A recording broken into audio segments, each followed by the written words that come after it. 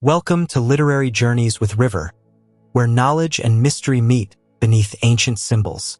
Today, we explore the lost symbol, the third chapter in Dan Brown's Robert Langdon saga. When a severed hand appears in the capital, Langdon is drawn into a web of Masonic codes, Noetic science, and the hidden power of the human mind. This is an illustrated summary, not the full book, but each scene and description captures the essence of this intellectual thriller. If you're drawn to secret societies, forbidden knowledge, and the mysteries between faith and science, subscribe, ring the bell, and share where you're watching from. Your comments help this community grow. Let's begin. Prologue 1. In 1991, a CIA director made a troubling decision to store a highly confidential document in his personal safe, far from the reach of any other agency.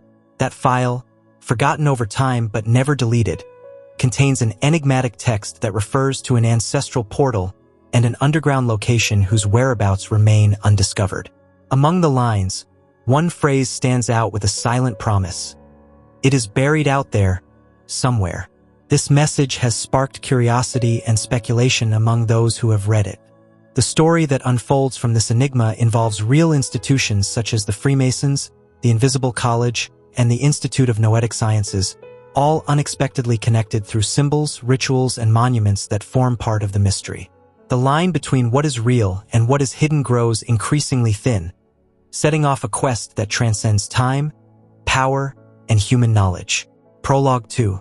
In the imposing temple room, just blocks from the White House, a 34-year-old initiate kneels with a human skull filled with wine in his hands, surrounded by powerful men dressed in ritual garments and glittering jewels. The place, a replica of King Mausolus's temple, is steeped in esoteric symbols, green granite columns, and a solemn atmosphere.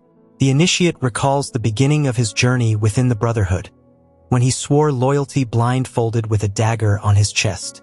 Tonight, the venerable master demands the final oath, a promise sealed with dark wine and ancient words. He knows that breaking this oath would bring deadly consequences. Yet within him lies a hidden purpose, to betray the order from within. As he drinks from the skull, he feels his plan begin. In that ritual act, the initiate becomes a silent threat and a future force of destruction. Chapter 1. Robert Langdon awakens, startled from a nightmare in which he and his father fall inside an elevator at the Eiffel Tower. He's on a private jet heading to Washington, D.C., invited by his friend and mentor Peter Solomon, a prominent Mason and secretary of the Smithsonian. Langdon mentally reviews the urgent call that disrupted his morning routine at Harvard, an immediate request to give a lecture that very evening at the Capitol on Masonic symbolism. Upon landing at Dulles Airport, an enthusiastic employee escorts him to a limousine, and the driver informs him that everything is ready for the event. During the ride, Langdon reflects on Peter's meticulous nature and the mysterious urgency behind his summons. As he approaches his destination, an atmosphere of anticipation builds, unaware that the evening will be far from a routine cultural lecture. Chapter 2. Malak, a large man completely covered in tattoos, applies ink to his scalp, completing a painful process of bodily transformation that he views as a sacred ritual. With his body adorned in esoteric symbols, he sees himself as a living work of art, the result of years of physical and spiritual metamorphosis. Sacred music echoes through his mansion as he walks past hallways lined with priceless artifacts. His path leads him to the Capitol, where he plans to fulfill his hidden purpose. Malak believes he has uncovered America's greatest secret and prepares for a crucial event. As he applies makeup to conceal his tattoos and disguise his appearance, he recalls his initiation into the 33rd Masonic degree, a ceremony he used only as a means to get closer to what he truly seeks. That night, with near mystical conviction, he readies himself to use one key man, Robert Langdon, who is unknowingly about to become a pivotal piece in his plan. Chapter 3. Robert Langdon is surprised to find his limousine already crossing Memorial Bridge into the heart of Washington. He observes the fog over the Potomac and landmarks like the Jefferson Memorial and the Washington Monument, whose Egyptian symbolism fascinates him. As he recalls Peter Solomon's invitation, he remembers the early morning call from the Smithsonian and a personal fax requesting his presence. Langdon reflects on their friendship dating back to Princeton, his admiration for the Solomon family, and the brilliance of Peter's sister, Catherine. Though the invitation was sudden, he agrees to give the lecture on Masonic symbolism. Solomon's assistant assures him that his talk will be well received by an audience of mostly Masons. Flattered by the request and compelled by the urgency of the message, Langdon boards the flight. Everything suggests a prestigious evening, though fate has other plans. Chapter 4. Inside the Capitol building, security guard Alfonso Núñez observes a lone visitor with a military appearance and an arm in a sling. The man limps and clumsily empties his pockets. Despite strict protocols, he passes through security without raising suspicion, except for visible tattoos on his fingers and makeup masking his pale complexion. The bald man is Malak, and his disguise is meticulously designed to conceal his identity and the tattoos covering his body. Joking with the guard, he hides beneath his sling a powerful object intended for a specific individual, Robert Langdon. The deception is flawless, and gaining access to the Capitol proves easier than expected. With his true intentions hidden under a harmless facade, Malak takes the next step in his elaborate plan, knowing the pieces are already in motion and chaos is about to unfold from within. Chapter 5. Catherine Solomon drives her Volvo toward a largely unknown facility, the Smithsonian Storage Complex, the world's largest and most secretive museum, located on Silver Hill Road. Though blessed with a life of comfort, her true passion lies in noetic science, a cutting-edge field exploring the power of human thought. Inside the vast building filled with historical and natural artifacts, Catherine leads a hidden laboratory where she conducts groundbreaking research. That night, disturbed by a recent phone call, she hurries inside. She recalls her late father, her brother Peter's constant protection, and the path that led her to dedicate her life to science. Though usually proud of her work, something now distracts her. News that what Peter believes is hidden in Washington might actually be real. The call suggests an ancient legend may become discovery, changing everything she studied. Chapter 6. Langdon arrives by limousine near the Capitol, but security restrictions force him to walk in the rain to the visitor center. Wearing formal attire and tractionless shoes, he hurries over the wet pavement, anxious not to be late. Inside the modern underground complex, he's impressed by the architecture and space, which soothes his claustrophobia, a lasting result of a childhood accident. After passing through security, he takes the escalator toward the statuary hall, mentally rehearsing his talk on Masonic symbolism. He recalls his Harvard lectures, the legends surrounding Washington, and how the nation's founders embedded astrological and esoteric symbolism in the city's design. Reflecting on his presentation about the Capitol and Masonic architecture, Langdon enters the hall, ready to begin his lecture. However, what he finds there is far from what he expected. Chapter 7. Catherine Solomon arrives in the rain at the Smithsonian building where she directs her secret laboratory.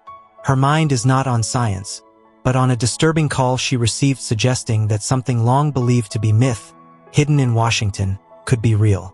As she enters the museum, she recalls how her brother Peter introduced her to the space. Not to study the past, but to create revolutionary science. Though only a small circle knows of her lab, her research in noetic science could radically change how human consciousness is understood.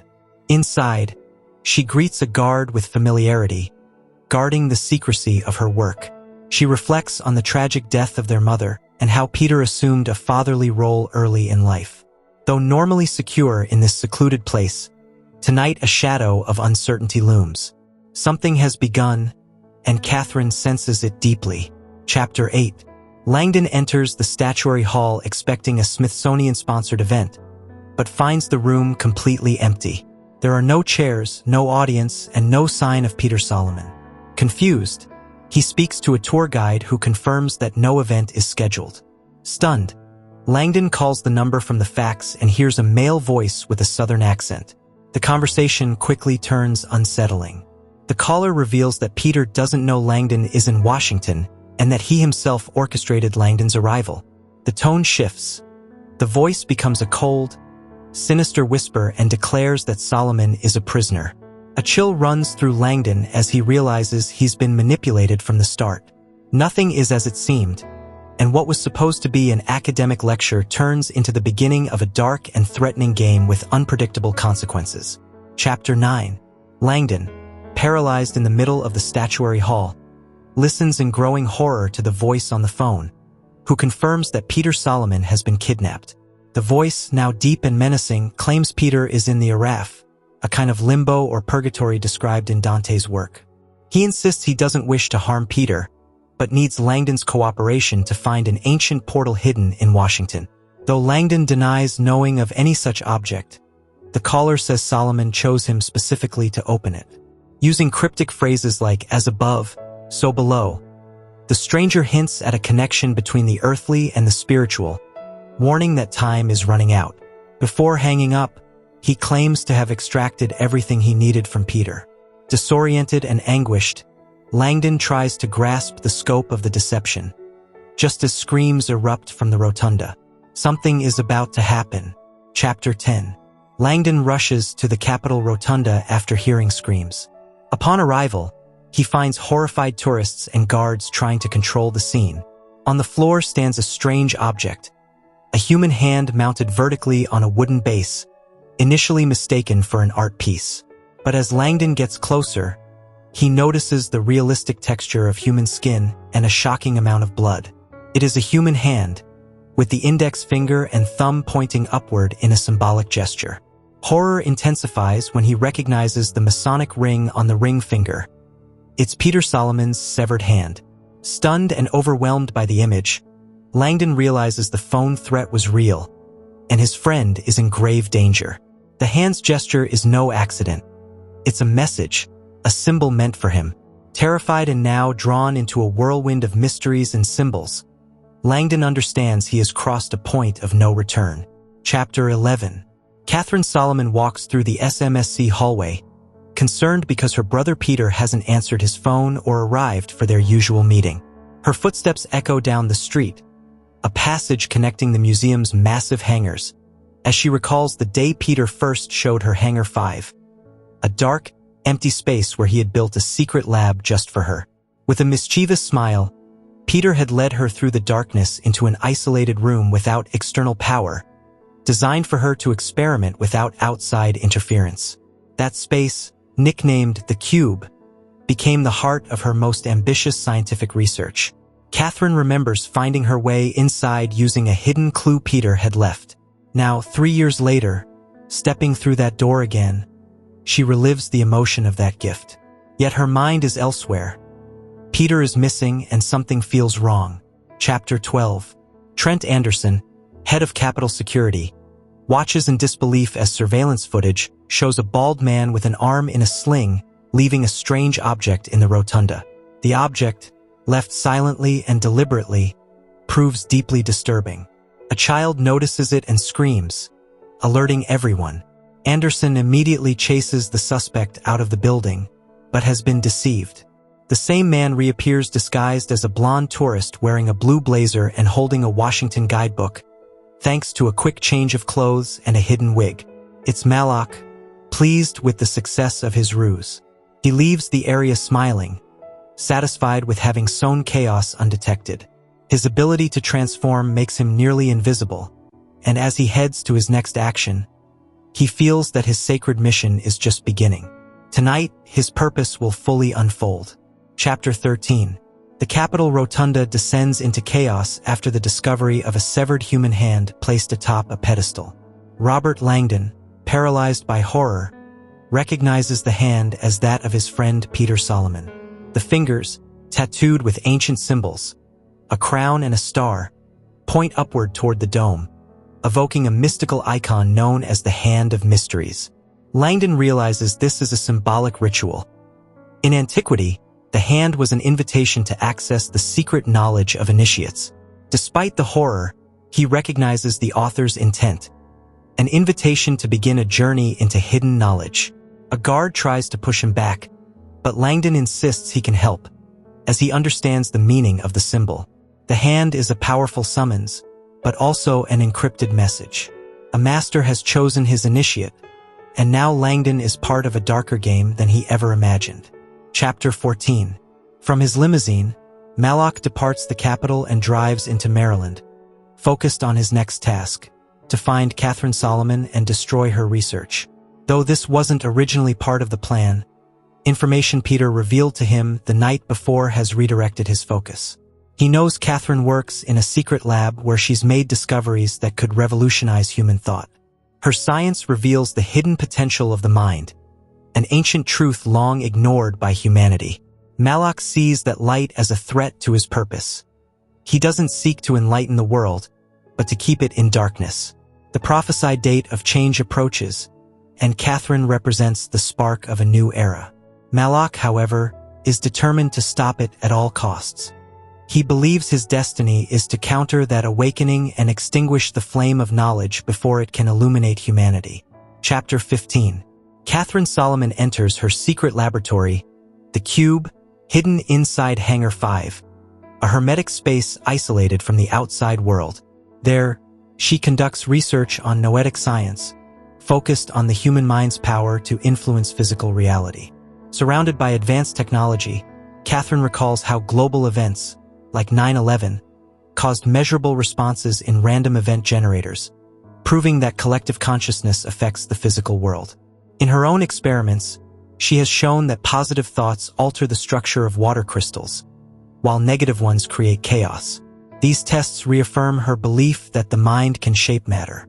Mental influence becomes a measurable force, and Catherine believes she's rediscovering knowledge lost for millennia.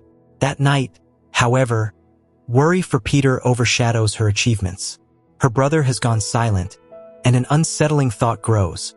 Perhaps an ancient legend holds more truth than she imagined. Chapter 16.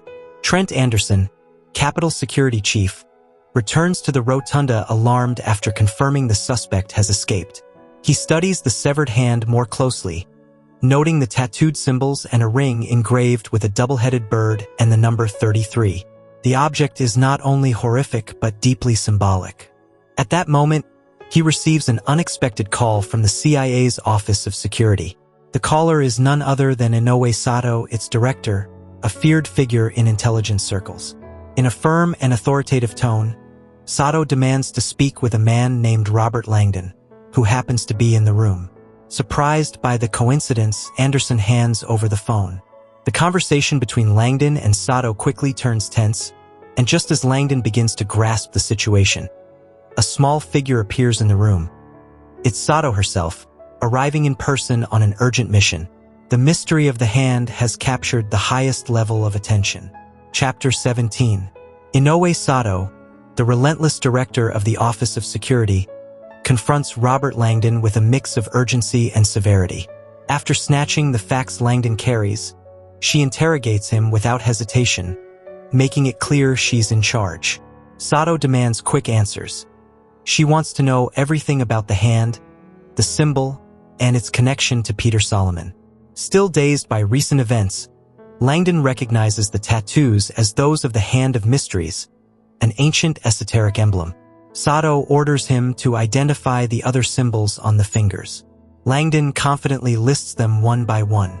The revelation intrigues Sato, who begins to consider the symbolic meaning. Langdon explains the image once served as a sacred invitation to hidden knowledge. Though still skeptical, Sato takes note of the symbolism. While Langdon insists he doesn't know why he was summoned, Sato makes it clear she won't let him go until the full truth is uncovered. Chapter 18. Catherine Solomon finds Trish Dunn, her data analyst, unexpectedly working in the lab. Disturbed by something she heard, Catherine asks for help in searching historical references to a legend that someone has confirmed as real. She gives Trish a list of unusual keywords and asks her to build a specialized search spider to comb through global documents. Trish accepts the task, excited by the technical challenge, and explains that her system will scan thousands of institutional databases simultaneously. As she prepares, Trish recalls how Catherine hired her after she wrote a blog about metasystems. Her original software measured a nation's emotional state through linguistic patterns, which caught Catherine's interest. They instantly bonded over their shared passion for the convergence of science and collective consciousness. Trish begins her task unaware that she is about to uncover something that could change human history. Chapter 19. Langdon explains to Sato that the man who has Peter lured him to Washington by claiming he must open an ancient portal hidden in the capital, something Langdon considers a myth. Though skeptical, he acknowledges the idea has roots in ancient teachings known as the mysteries, ancestral knowledge said to grant extraordinary abilities. Sato insists they must cooperate with the kidnapper if they hope to save Peter. Langdon explains that the Hand of Mysteries is an invitation to receive that knowledge, a tradition dating back centuries. Sato begins to grasp the symbolic weight of the scene, though she still questions whether it's all just metaphor. Langdon, however, maintains that the so-called portal is symbolic, a rite of initiation into wisdom, not a physical door.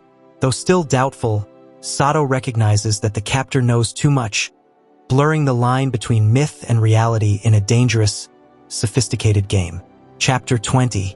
Langdon anxiously checks the time. It's almost 8 p.m. and still no sign of Peter. Sato demands he explain why the rotunda might be sacred to ancient mysteries. Langdon describes its hidden symbolism. The hall was inspired by the Roman temple of Vesta, featuring an underground crypt that once held an eternal flame. It even had a modern-day Vestal Virgin to tend it. Langdon points out visible floor marks, the remnants of a gate that once protected the opening. He also reveals that the building's largest painting, on the dome, depicts the apotheosis of George Washington, his transformation into a god. The painting symbolizes the belief that humans can attain the divine through knowledge. Sato and Anderson, astonished, begin to realize the building is steeped in deep symbolism. The placement of the hand here was no accident. It's all part of a ritual. Chapter 21. Langdon anxiously observes the fresco The Apotheosis of Washington in the Capitol Rotunda, while explaining to Sato and Anderson its hidden meaning. Washington is depicted as a god surrounded by mythological figures who pass wisdom to the founding fathers. Sato questions this divine connection, but Langdon argues that, from an ancient perspective, modern advances could be seen as miraculous. The gesture of Peter Solomon's hand points directly to the fresco, echoing ancient symbols found in Da Vinci's works. Langdon notes that even George Washington was once portrayed as Zeus with the same gesture. Growing more intrigued, Sato orders the hand to be opened, ignoring forensic protocol. Inside the palm, new tattooed symbols are revealed. Convinced Langdon is hiding something, Sato pressures him again to explain why he was chosen. Langdon begins to suspect that the tattoos might be more than just symbols. Chapter 22. Catherine Solomon, troubled by her brother's silence, recalls the mysterious call she received from a supposed doctor, Christopher Abaddon. Concerned, she visits the address he gave in Colorama Heights. Upon arrival, she is surprised by the opulent mansion, which looks nothing like a medical office. Abaddon, an impeccably dressed and enigmatic man, greets her politely, wearing makeup and a wig he claims are due to dermatological issues. He offers her tea in a room decorated with mythological art and claims to be a psychiatrist and Masonic brother of Peter. He reveals that Peter consulted him about the potential psychological effects of his scientific research. Catherine, confused and disturbed, learns that Peter shared confidential details with him. Abaddon tells her that Peter harbors deep guilt related to their mother's murder and his refusal to give a coveted object to an intruder. The psychiatrist hints that Peter possesses secrets tied to hidden knowledge in Washington. Chapter 23.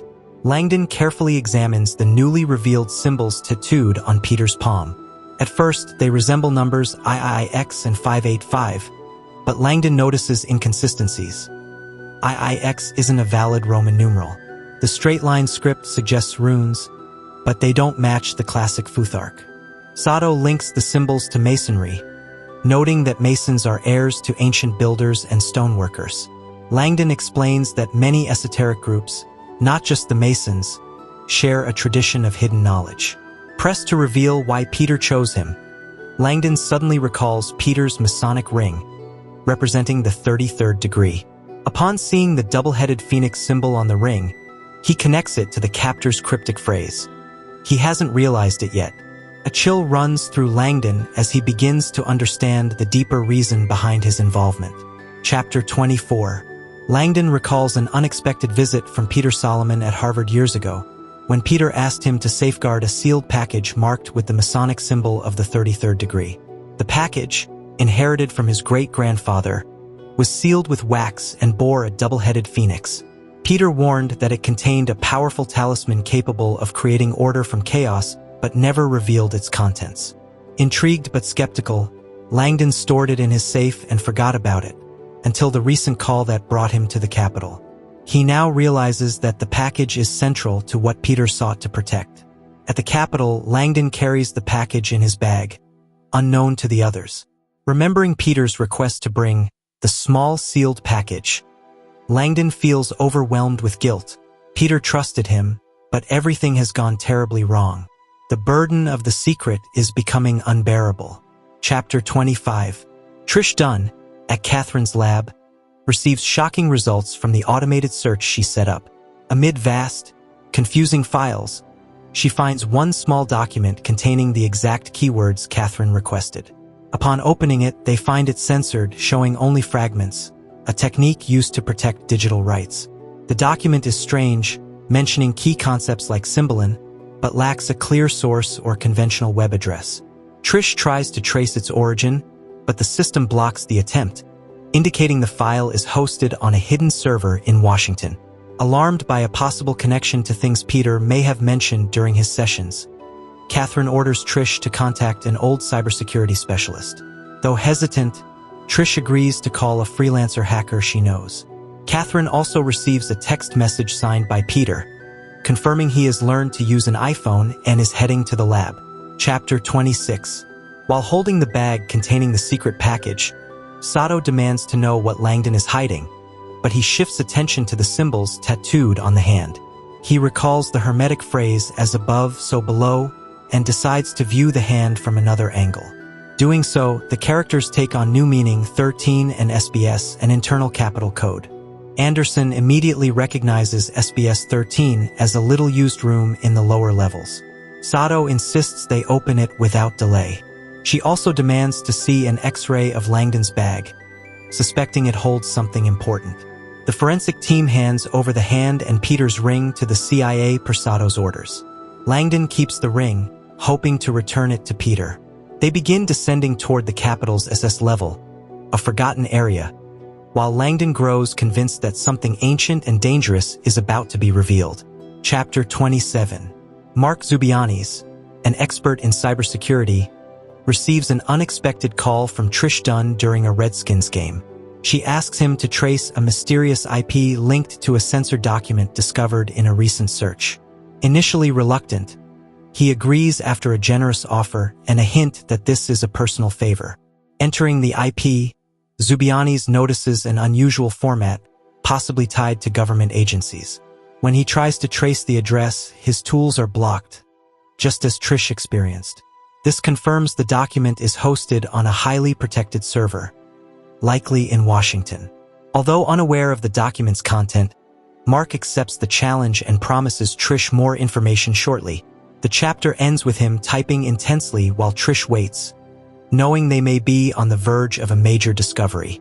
Chapter 28. Langdon, Sato, and Anderson descend into the Capitol's underground levels, passing through the crypt and into a maze of narrow corridors, numbered doors, and ancient structures.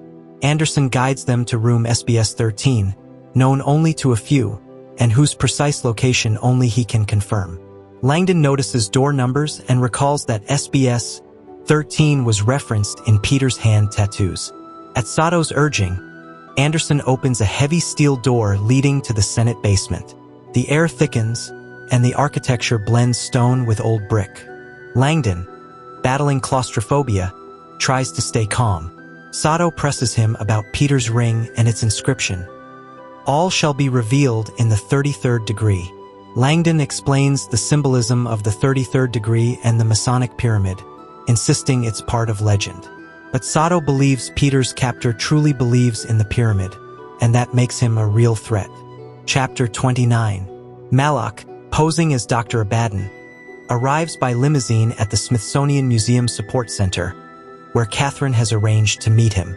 The security guard, distracted by the Redskins game, accepts his fake ID after verifying that Catherine is expecting a visitor.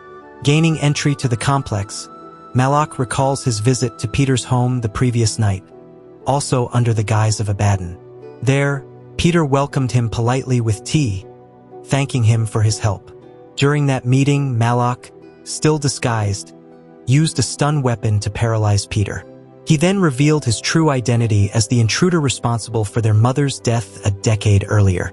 Blinded by revenge, Malak seeks to extract the secret Peter once refused to share.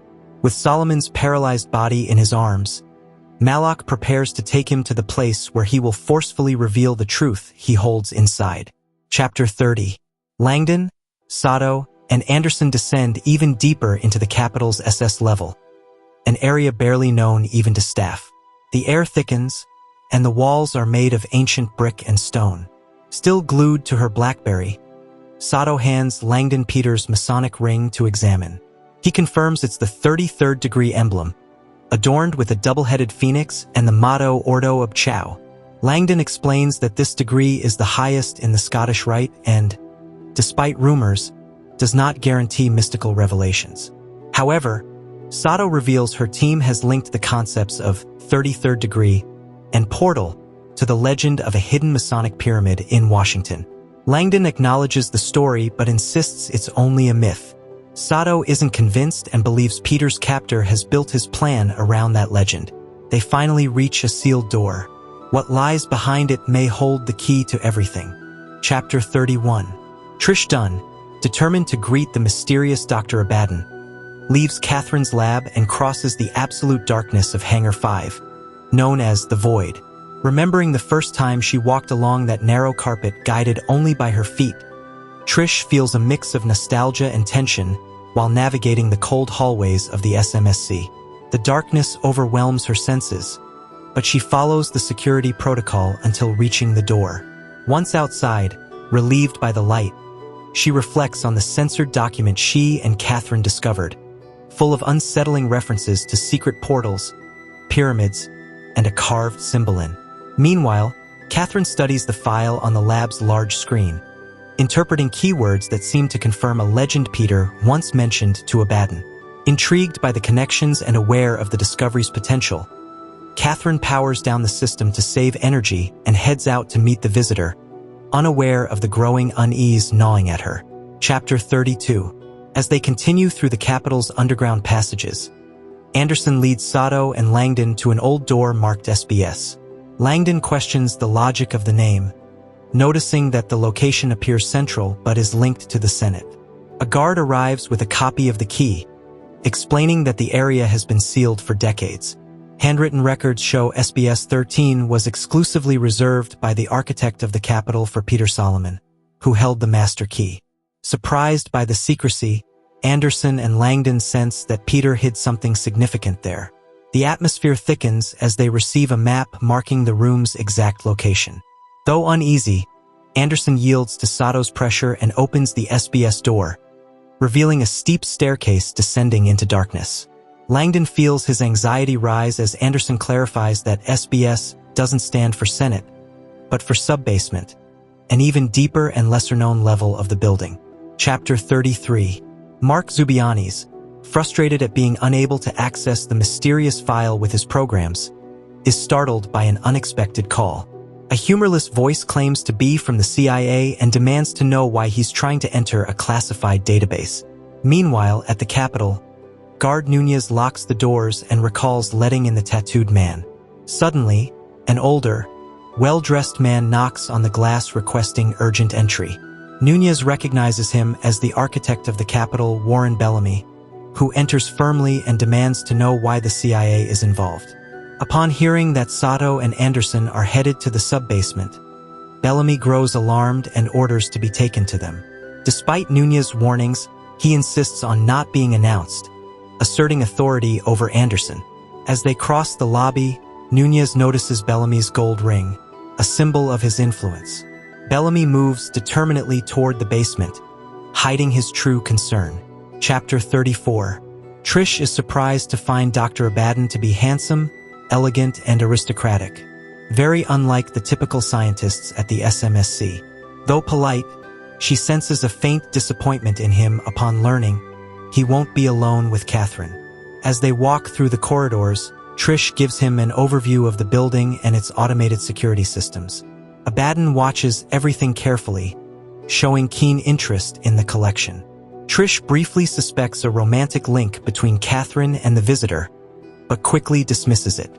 Passing through Hangar 3, Abaddon is fascinated by a giant squid preserved in ethanol. Trish playfully invites him for a closer look. Inside, Malak inspects the room's cameras while Trish, unaware of the danger, continues explaining the space's details. In truth, Malak is seeking an isolated place to execute his plan. The darkness and seclusion of Hangar 3 offer the perfect setting for his next move. Chapter 35. Langdon, Sato, and Anderson descend a narrow staircase to the Capitol's sub-basement. Langdon, distressed by the confined space, tries to stay calm while clutching the bag with the mysterious package.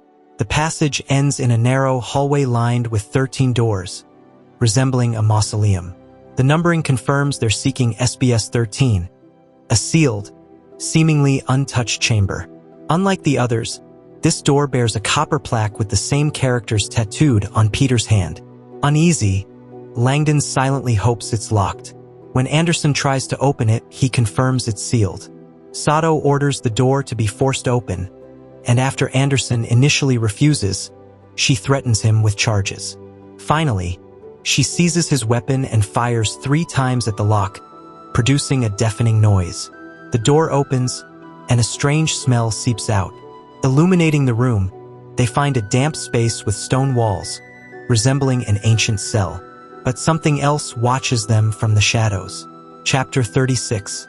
Inside SBS 13, Langdon, Sato, and Anderson find a grim room with a desk covered in a skull, human bones, a scythe, jars, and a piece of paper. Sato, shocked by the macabre scene, enters cautiously while Langdon identifies it as a Masonic reflection chamber, used for contemplating mortality. The items symbolize spiritual transformation and alchemy. The skull, salt, sulfur, and the extinguished candle. Sato reacts skeptically, but Langdon defends the practice as a tool for introspection. Just then, Architect Bellamy descends unnoticed from the upper levels. In the chamber, Sato, frustrated by the lack of answers, lights the candle, revealing a hidden word on the wall: vitriol. Langdon translates it as a Masonic acronym encouraging inward exploration to find the hidden stone, a symbol of knowledge. As the flame flickers, a cloth at the back of the room waves, uncovering a hidden opening. What lies beyond reshapes everything they thought they knew. Chapter 37. Malak and Trish explore Hangar 3 amid thousands of specimens preserved in ethanol. Still intrigued by the visitor, Trish shows him the giant squid and activates the tank's light for a clearer view. But Malak is focused solely on neutralizing her. He violently grabs her, covers her mouth, and demands her ID number. Panicked, Trish resists, scratching his face and revealing he's wearing makeup to hide tattoos. Malak lifts her and pins her against the tank, forcing her to give him the code. Once she does, he brutally submerges her in ethanol, holding her down until she inhales the deadly liquid. Trish dies within seconds, her body floating alongside the squid.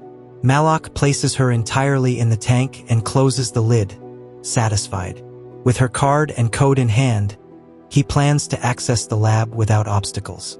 In his mind, Trish is no longer a threat, but a tool to reach his goal. Chapter 38. Sato questions Langdon about the meaning of the discovered chamber. He explains it's a Masonic reflection room used to contemplate mortality. He details how the symbolic items, the skull, hourglass, salt, and sulfur, represent spiritual transformation. The candle, once lit, revealed the word vitriol, an acronym of the Masonic motto urging inward exploration to find the hidden stone, a symbol of knowledge. Sato presses him, suggesting a possible link to the legendary pyramid. Langdon insists it could refer to the Philosopher's Stone or Christian esoteric concepts. While Anderson investigates, the candle flickers and a cloth at the back waves, revealing an opening. Langdon discovers it's not a wall, but fabric hiding a cavity. Removing it, they're stunned to find a small stone pyramid concealed in the wall. Though Langdon clarifies it's not the legendary Masonic pyramid, Sato points out that someone clearly brought him here because they believe he's worthy of interpreting it. Chapter 39. Langdon stares in awe at the small stone pyramid hidden behind the cloth. Made of polished granite and missing a capstone, it symbolizes an unfinished work. Sato insists this must be the central object of the legend, but Langdon argues that the mythical Masonic pyramid would be much larger and topped with a golden apex. He explains that this incomplete version represents unrealized human potential, the same symbol seen on every US dollar bill. Anderson carefully removes it and places it on the desk. Sato examines it closely, looking for hidden signs, while Langdon explains that, according to legend, the pyramid's contents are encoded in a mystical language only the worthy can read. Sato turns the object to reveal an engraved face. Langdon is stunned. Everything suggests Peter's captor brought him here believing he alone can decipher the pyramid's message. Chapter 40. Catherine grows anxious over Trish and Dr. Abaddon's delay. Though the walk to the lab is long, they should have arrived by now. She calls the lobby guard, who confirms that Trish's badge accessed Hangar 3, not 5. This puzzles Catherine, as Hangar 3 has a foul odor and isn't a typical stop. Though the guard assures her they'll be at the lab soon, Catherine can't shake a bad feeling. She recalls her unease during her first visit to Abaddon's house and wonders if her instincts weren't wrong after all.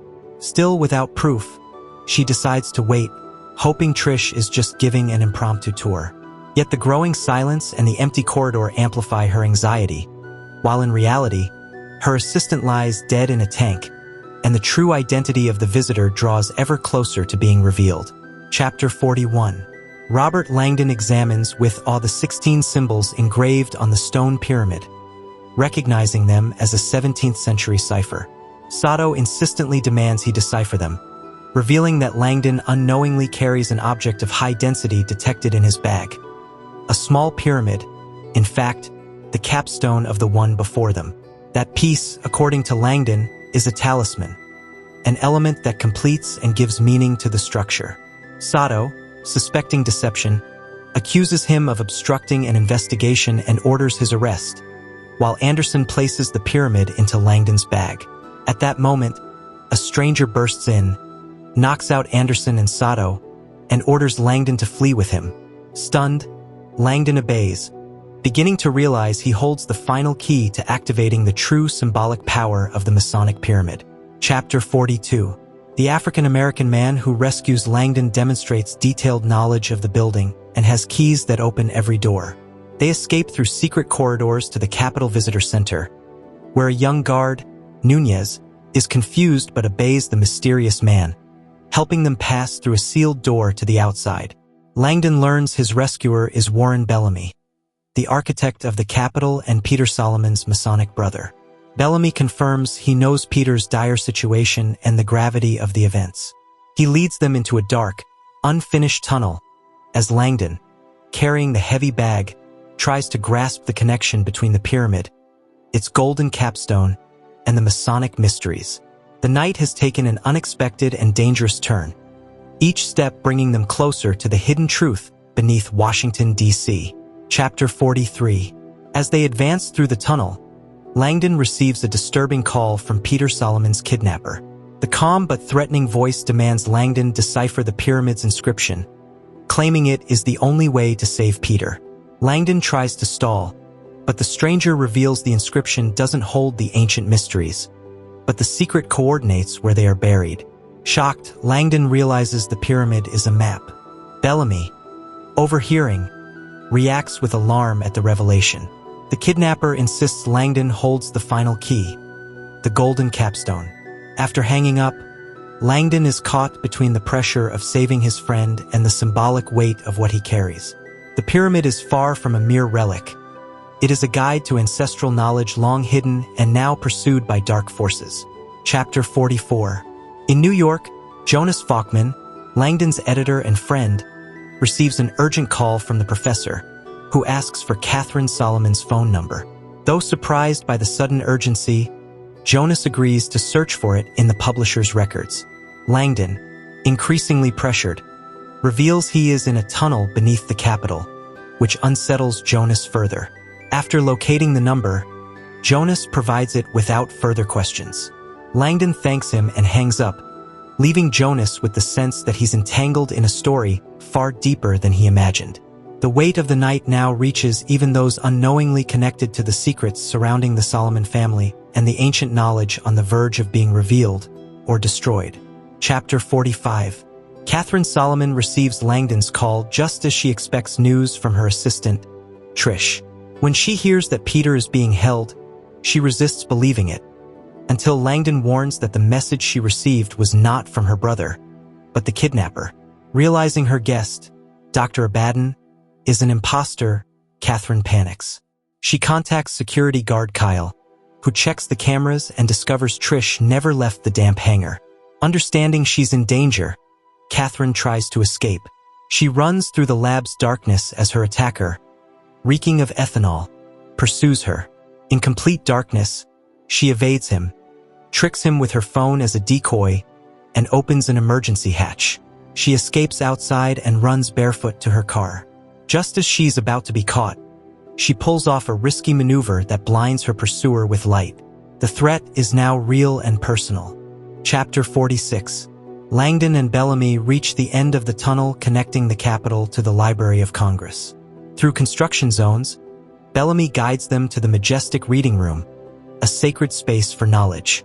There, among marble columns, sculptures, and stained glass, Langdon places the pyramid on a wooden table. Together, they examine the encoded inscription, which Langdon identifies as a simple archaic Masonic cipher, surprisingly easy to decode. Its simplicity and the idea that only he could interpret it strike him as absurd. Bellamy, however, suggests the real key lies not in the translation, but in the deeper meaning that perhaps even the CIA is beginning to understand. As tension builds, Langdon realizes every symbol and line may be part of a message transcending the obvious, a key pointing to a hidden truth beyond time. Chapter 47. Catherine Solomon, trapped in the total darkness of Hangar 5 at the Smithsonian, flees blindly from her attacker. Disoriented and without her access card, her only defense is silence and stillness. Smelling ethanol, she deduces her pursuer is near. Using her phone as bait, she leaves it lit on a beam to lure the enemy, who falls for the trap and hits himself. Seizing the moment, Catherine escapes to the main hatch and figures out how to open it in time. Guided by light, she exits, but the tattooed man is close behind. Outside, Catherine uses a desperate tactic. She runs into the motion sensors, triggering the bright security lights that blind her attacker. She finally reaches her car and speeds away. The man who tried to kill her, who also killed her mother, has now been identified. Chapter 48. In the Capitol's underground HQ, Sato and Anderson review footage to locate Langdon and Bellamy. Agent Nunez, racked with guilt, confesses to Anderson that he helped them escape. He tries to protect his boss, but Sato already knows the truth. She has the recording.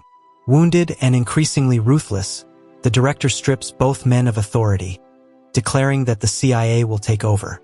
Meanwhile, the situation escalates as Sato confirms the fugitives escaped through a tunnel to the Library of Congress.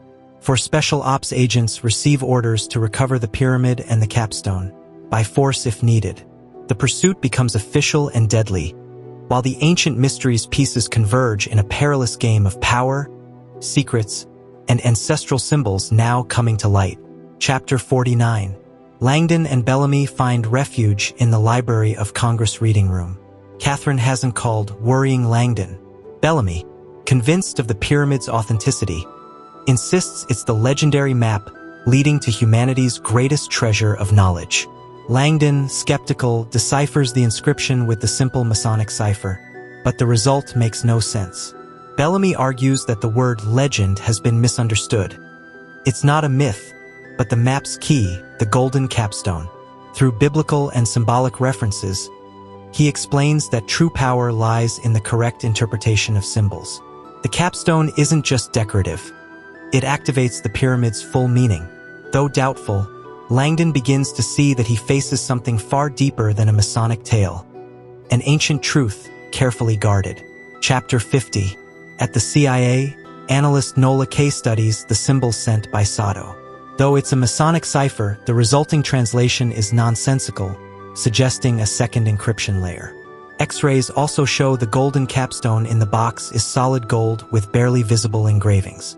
Saga classifies the information as top secret and demands that only she receive updates.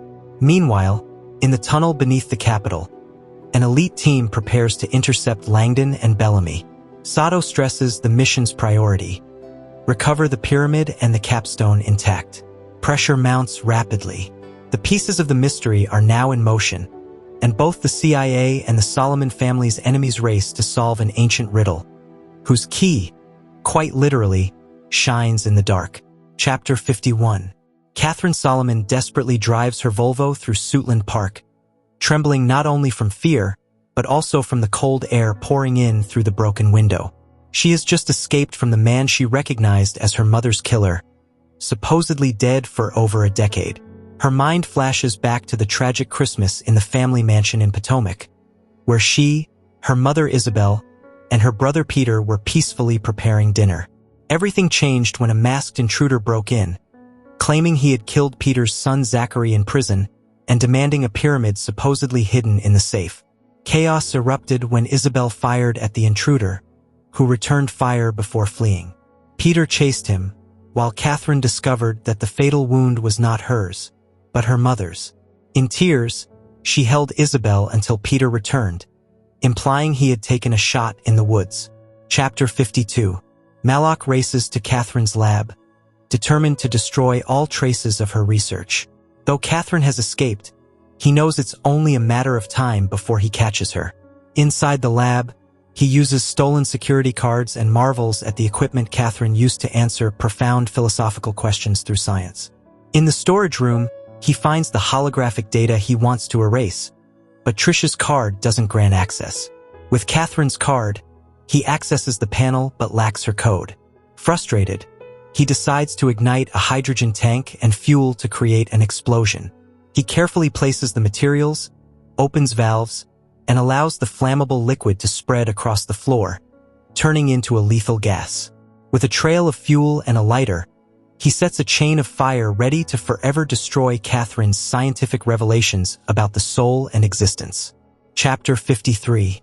Bellamy explains to Langdon that the pyramid contains secrets hidden beneath multiple layers, and that deciphering them requires the capstone, which likely includes key instructions. Langdon realizes the pyramid and capstone form a segmented cipher, a technique used since ancient Greece to secure divided messages. Though skeptical, he acknowledges that only by combining both pieces can the secret be revealed. Bellamy insists that preventing the pyramid from being assembled is vital, as the power it holds could change the world if it falls into the wrong hands. Langdon is reluctant, seeing it as exaggerated, but Bellamy holds firm in his Masonic belief. To him, Masonry teaches respect for the miraculous without dismissing the unknown. Langdon begins to grasp the magnitude of the mystery, though he still doesn't fully accept the possible impact of the hidden knowledge. Bellamy makes it clear, not all knowledge is meant to be revealed. Chapter 54. A Smithsonian guard runs to Hangar 5 after receiving a sabotage alert. The hatch is ajar, an impossibility from outside. When he investigates with his flashlight, he is ambushed by Malak, who violently subdues him. From the floor, the guard witnesses something horrifying.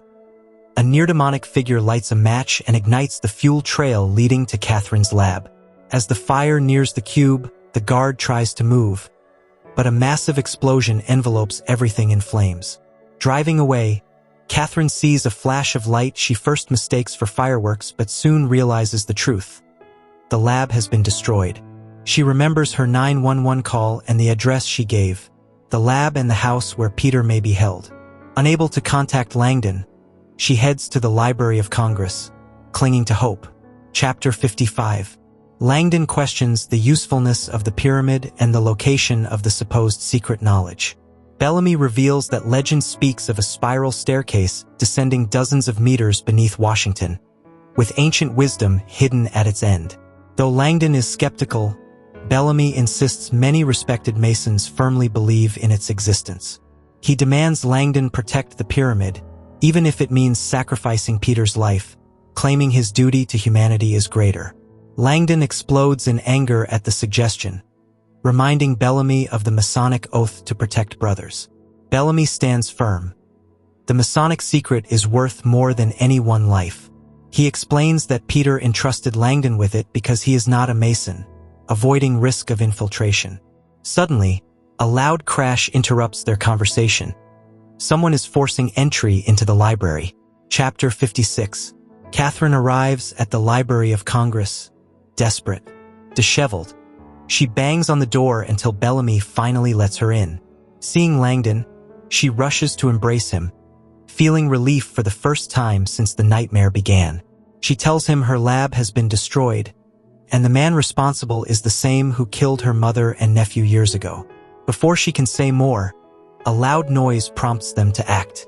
Bellamy quickly leads them to the reading room, retrieves the pyramid and capstone, which Catherine sees for the first time, instantly sensing the object has shaped her family's tragic fate. As another explosion sounds, Bellamy guides them to the lone desk, revealing a secret entrance in the octagonal console. Though Langdon hesitates, Bellamy insists, it's not what it seems, and they must trust him. Chapter 57. Malak drives toward Colorama Heights, reflecting on his remarkable transformation. He was once inmate 37 at Soganlik Prison, where he met Zachary Solomon. After learning Peter would visit, he crafted a plan to fake Zachary's death with the help of a corrupt warden, escaping with the young man's fortune.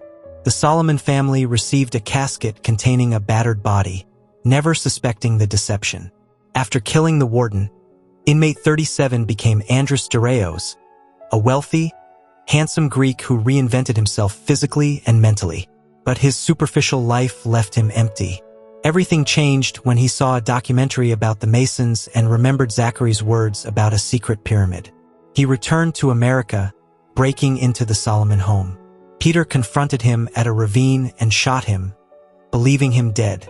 But Malak survived, scarred, convinced his destiny was written. Chapter 58. The assault team, led by Agent Simpkins, storms the reading room using explosives. Equipped with thermal and night vision goggles, they detect heat trails and footprints on the furniture. They soon find a hidden opening in the central console leading to a lower level. There, they discover a metal door granting access to underground stacks, activated by motion sensors, betraying the escape route. Heat signatures reveal Langdon and Bellamy's path. Simpkins gives chase, seeing a glowing trail among the shelves. He eventually catches up to Bellamy, who is lagging. He orders a silly string projectile fired, immobilizing him. While interrogating Bellamy, he notices Langdon is missing. Bellamy remains silent, protecting his companion. Langdon and Catherine have taken a different route, distancing themselves from the assault team. Simpkins's mission now changes. They must find the professor, who carries the Masonic pyramid. Chapter 59. Langdon lies completely still in the dark, being transported on a hidden conveyor beneath the library. Minutes earlier, Bellamy had guided them to a secret room where he revealed the plan. To escape, they must lie on book conveyors running beneath the buildings. Though hesitant, Catherine went first, trusting Bellamy. Langdon followed, compelled by the tactical team's imminent arrival. Before parting, Bellamy gave him an access card and warned someone would soon offer help. The belt began to move, and Langdon slid into darkness like a corpse toward the unknown. Above, agent voices drew near and a laser sight searched. Bellamy shut the door behind them and ran toward the stacks to draw the agent's attention. Langdon realized his only hope now was to remain invisible among machines and tunnels. Chapter 60. A security guard arrives at Colorama Heights following an alert. Inspecting the mansion, she finds everything dark and silent. Following protocol, she checks the perimeter and sees nothing unusual. Just as she is about to leave, she spots a faint blue glow from a basement window. Closer, she sees some of the frosted paint has peeled off, revealing a chilling scene inside. The sight paralyzes her, and with trembling hands she reaches for her radio. But before she can use it, she is struck in the neck with a stun weapon. Overwhelmed by pain, she collapses, unable to close her eyes. Someone is hiding in the mansion, and what's happening in that basement could change everything. The guard is neutralized, and no one outside knows what. Chapter 61. Warren Bellamy, still bound and blindfolded, is led through the library by agents who brutally interrogate him for information about Robert Langdon. Though fearing he might not endure further abuse, he manages to lie, diverting their attention to a statue. As he's escorted, he sadly recalls a fateful night at the Solomon Mansion when Peter presented his son Zachary with the family inheritance. Not just money, but the chance to safeguard an ancient pyramid holding a Masonic secret. Immature and sarcastic, Zachary rejects Masonry and scorns the responsibility offered. Ignoring his father's warnings, he walks away with the briefcase, dismissing the pyramid. Bellamy, witnessing the scene, voices concern to Peter, who admits he doesn't truly know his son. 3 years later, the same intruder who claimed to have killed Zachary murders Isabel Solomon, triggering the tragedy that culminates in that night's events. Chapter 62. As they travel underground on a conveyor belt, Langdon and Catherine share painful revelations. She confesses that her mother's killer was searching for the pyramid, guided by information Zachary revealed before dying in prison. Langdon explains the package Peter entrusted to him, revealing that the hand found in the capital was Peter's. Distraught, Catherine insists decoding the pyramid is the only way to save him. In the Adams building, they remove the pyramid from the bag and examine the sealed package. Despite Bellamy's warnings, Catherine decides to open it. Inside is a small stone cube, which reveals a gleaming golden capstone with an inscription. Langdon and Catherine try to interpret its meaning but are disappointed. Enraged by the losses she has suffered, Catherine swears that the secrets within the object will no longer remain buried, and she won't sacrifice her brother to protect them. Chapter 63. In the secret gardens of Shadow House, a young man runs to inform his elderly, blind superior that Warren Bellamy has left an urgent message. Though frail, the old man reacts quickly upon hearing Bellamy's strange question. Is there no help for the widow's son? Intrigued and moved, he asks to be taken inside to hear the full message. Meanwhile, the young assistant, puzzled by the question, investigates its meaning. He discovers it's an ancient Masonic cry for help, used since biblical times and attributed to King Solomon. It is a secret password Masons have used for centuries in critical situations. The young man is stunned to realize Bellamy is calling on an ancestral brotherhood for protection, implying the night's events are far more profound and dangerous than he imagined. Chapter 64. Catherine breaks the ancient seal on the package and finds a gray stone cube containing a brilliant golden capstone. The perfectly preserved object exudes an almost magical beauty. Examining it under the light, they notice a short inscription on its surface. The secret is within his order. The message baffles Catherine, who had hoped for a clear guide to decoding the pyramid. Meanwhile, Sato, furious at her agent's failure, orders the search for Langdon to intensify and analyzes the inscription via X-ray without success. Back in the Adams building basement, Langdon and Catherine debate the message's meaning. The phrase's ambiguity and the capitalized "his order" suggest a direct reference to Masonry. However, the message proves insufficient to proceed. Both feel frustrated, closer than ever to unraveling the mystery, yet lost without a concrete interpretation. Chapter 65. Malak disposes of the security guard's body, who had glimpsed his basement sanctuary, and repairs the window through which she had peered. He then returns inside, savoring what he believes will be his final night in the residence. He admires his possessions, especially his prized painting The Three Graces, and revels in the transcendence he believes awaits him. Knowing he will soon leave it all behind, he is convinced he will reach a higher plane of existence. Annoyed that Langdon hasn't called, he checks his disposable phone. Less than 2 hours remain. He goes to the bathroom, slowly undresses, and drinks water as part of a purification ritual. Gazing in the mirror, he admires the physical transformation achieved through sacrifice and fasting. He firmly believes that before dawn, he will reach his final destiny and become an entity of unparalleled power and wisdom. Chapter 66.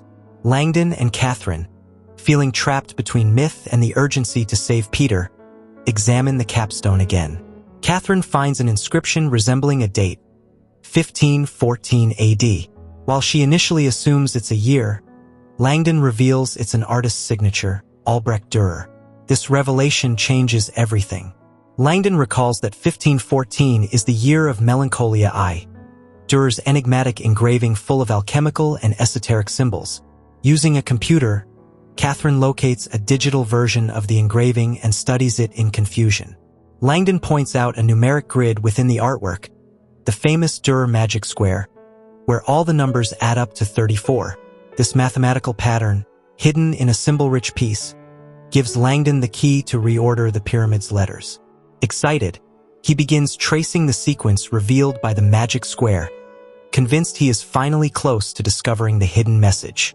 Chapter 67.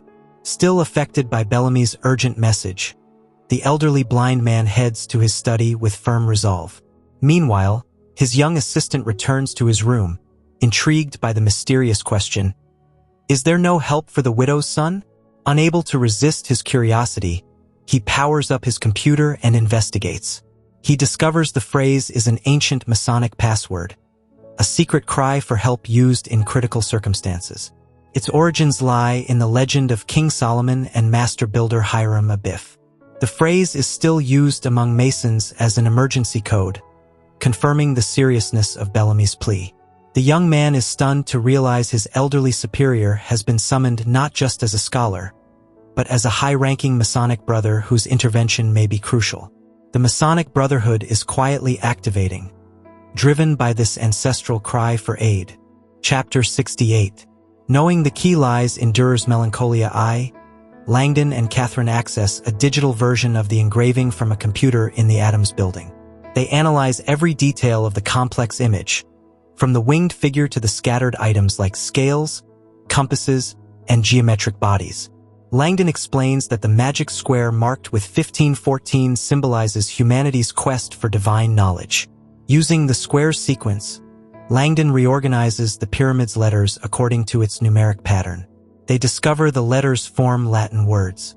Catherine identifies the phrase, Jehovah Sanctus Unus, meaning Jehovah, the One Holy.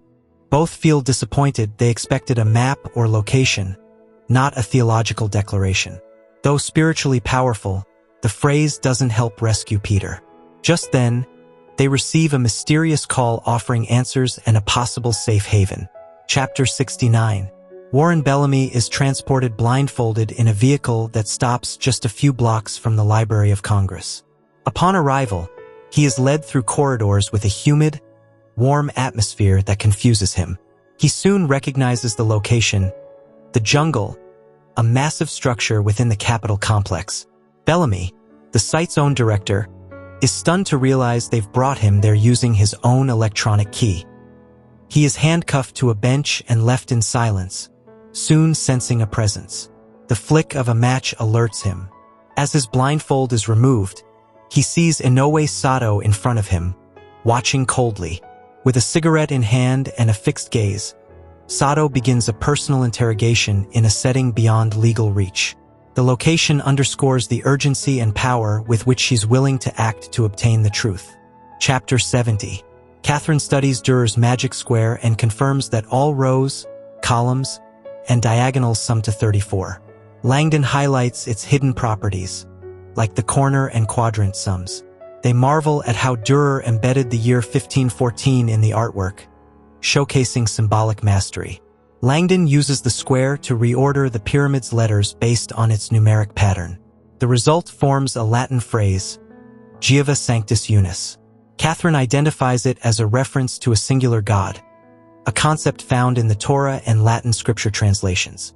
Though perplexed that the inscription doesn't indicate a physical location, they are interrupted by a call from a mysterious elder. He recognizes the map and claims it leads to a real place. He invites Langdon to a safe location where he will receive answers, on one condition: they must not be followed. Chapter 71. Malak, naked under the shower, undergoes a ritual of physical and spiritual purification, removing every trace of body hair with depilatory cream and sealing his pores with icy water, evoking the river where his transformation began. Standing before the mirror, he contemplates his tattooed body, each part symbolizing ancient mystical powers. In an act of total surrender, he recalls how he removed his testicles to resemble the castrated gods of antiquity, like Uranus or Buddha. He reverently observes the fontanelle at the crown of his head, still smooth and encircled by an Ouroboros, believing that soon, once he obtains the treasure Langdon is about to uncover, he will be able to seal that portal and complete his metamorphosis. He dresses in white silk and descends to his study, where a cryptic message from his contact confirms that his goal is near. Malak smiles, knowing the moment has come to complete the final steps toward his ascension. Chapter 72. The CIA agent, furious at Langdon's disappearance, detects no thermal signatures in the upper library area until something unusual appears in his scanner. Two thermal silhouettes on a conveyor belt moving toward an opening in the wall. The agent realizes Langdon and a companion have escaped through a chute into the Adams building.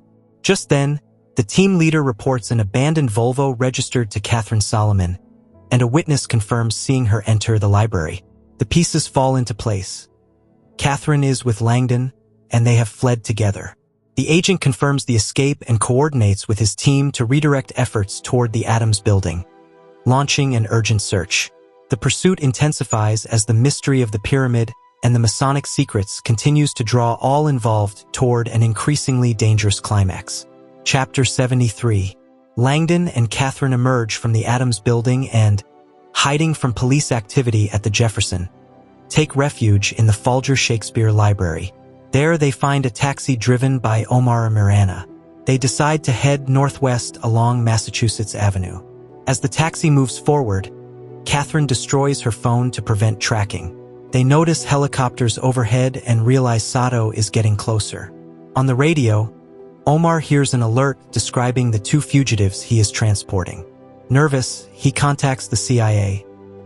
Agent Turner Simpkins guides him and instructs him to follow orders as a plan to intercept them is put in motion.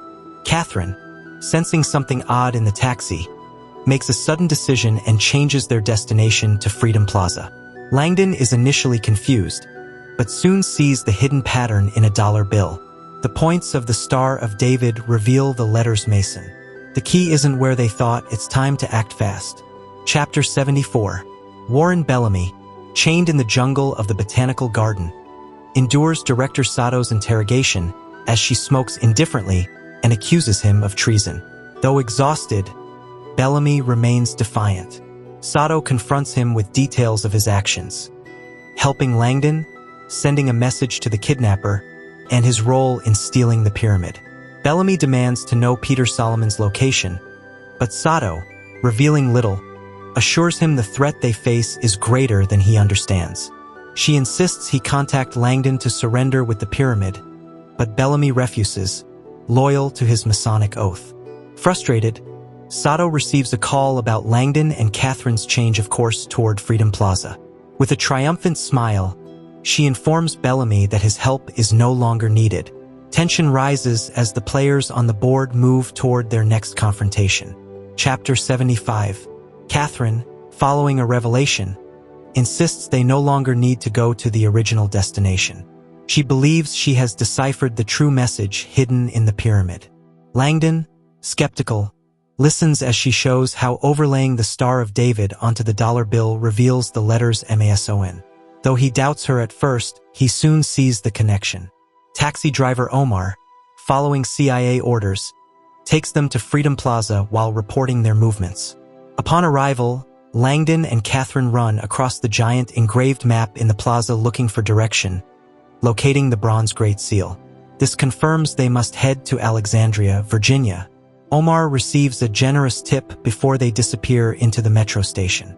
Meanwhile, Simpkins' helicopter lands forcefully in the plaza, and agents rush into the subway. Langdon and Catherine are already en route to their next destination, leaving their pursuers behind. Chapter 76. Freedom Plaza reveals itself as a massive map of Washington, which Langdon and Catherine use to find their next path. They identify Alexandria as their destination and rush to the metro station, taking the Blue Line to King Street. Meanwhile, Omar reports to Agent Simpkins, who quickly dispatches his team to intercept them. The helicopter lands at the Masonic monument in Alexandria, and agents swarm the station to capture the fugitives. Simpkins coordinates the operation and orders the train doors locked. Armed, they enter the first car and begin sweeping through each one. Despite the effort, Langdon and Catherine are not there. Unknown to the agents, the pair had switched lines and traveled in the opposite direction. Simpkins is frustrated to find they've been tricked. Langdon and Catherine's cunning has given them a momentary advantage in their quest to uncover the truth. Chapter 77. Malak, formerly Andrus, recalls falling into an icy river after being wounded by Peter Solomon.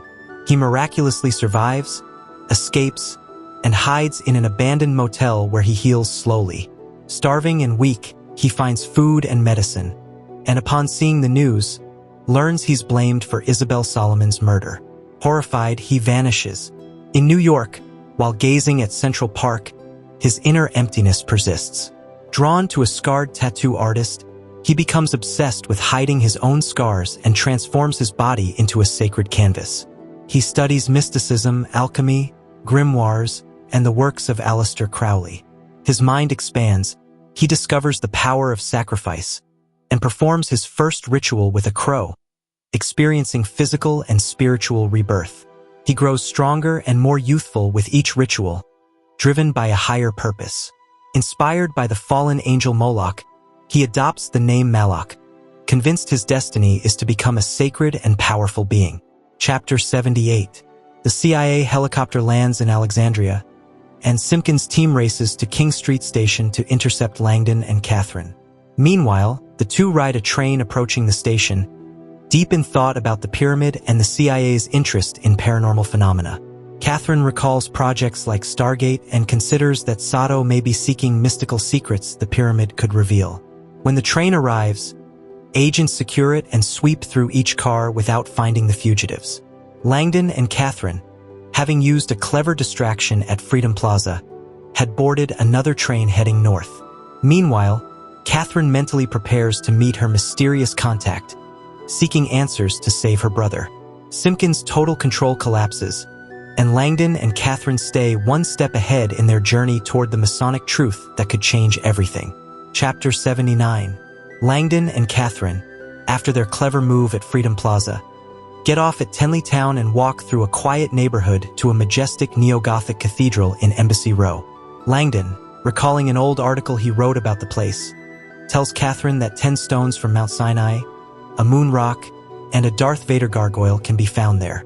This cathedral, a symbol of faith and mystery, houses unique elements connected to ancient wisdom. Catherine listens, intrigued, as they ascend the steps to the entrance. Just before they knock, a blind priest opens the door and welcomes them. Langdon announces they seek asylum, and the old man, as if expecting them, lets them in. Meanwhile, back at the jungle of the botanical garden, Sato loses track of the fugitives. Though handcuffed, Bellamy remains silent about their whereabouts. The tension between Masonic loyalty and CIA pressure grows with each passing minute. Chapter 80. Sato confronts Bellamy in the jungle of the botanical garden, revealing she knows every move he's made, from the kidnapper's call to the message sent from the tunnel.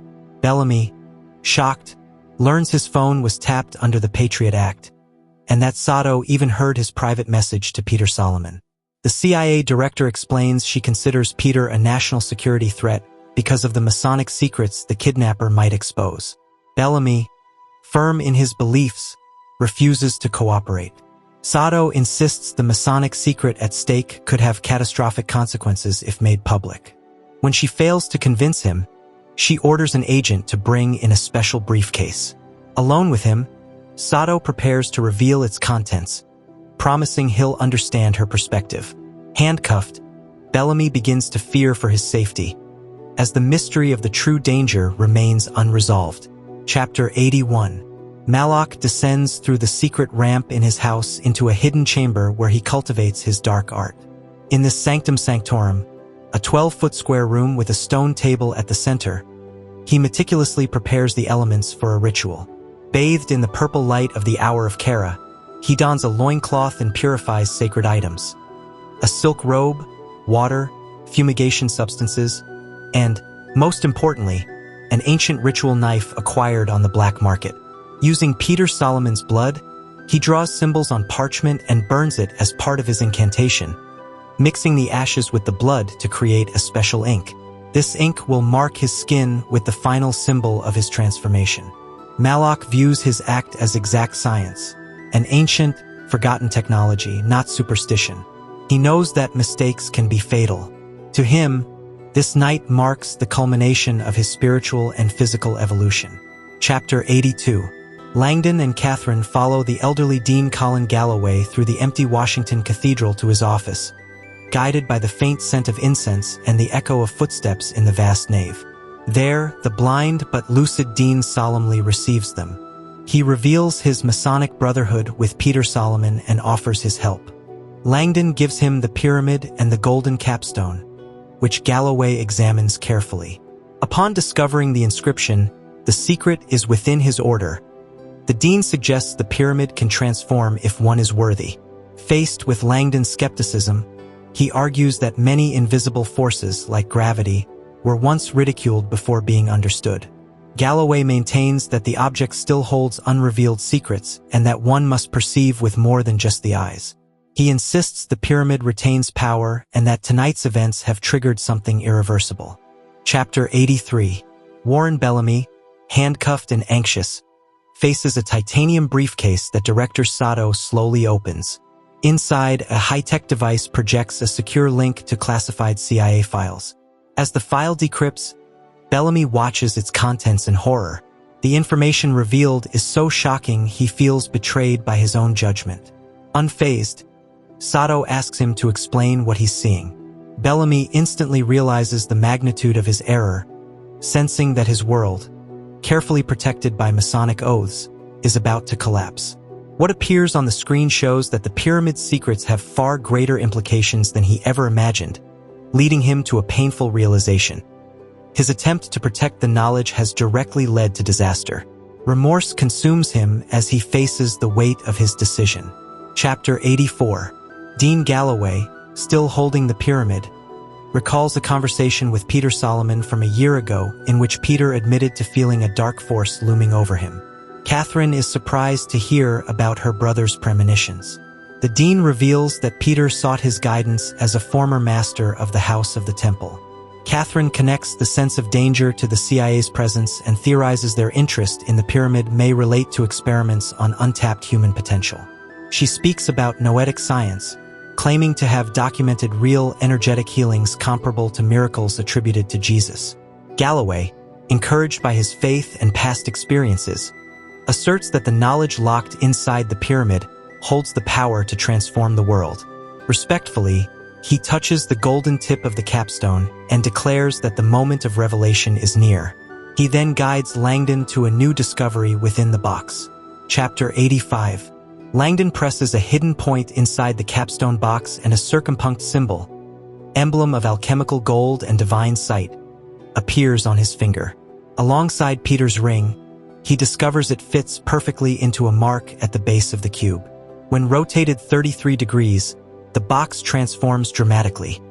The cube unfolds into a cross, revealing a Rosicrucian symbol. Langdon and Catherine analyze its meaning, recognizing it not as a Christian symbol, but as the union of man and the divine. The Dean confirms that the cross with the circumpunct represents the rose upon the cross, a symbol of Rosicrucian philosophy that deeply influenced Freemasonry. Langdon, recalling Peter's words, links Giova Sanctus Unis to an alchemical pseudonym.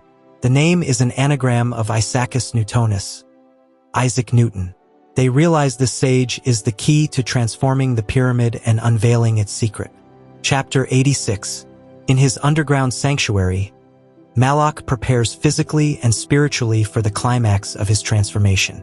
He reflects on the sacrifice of his flesh, remembering his own castration as an act of spiritual liberation.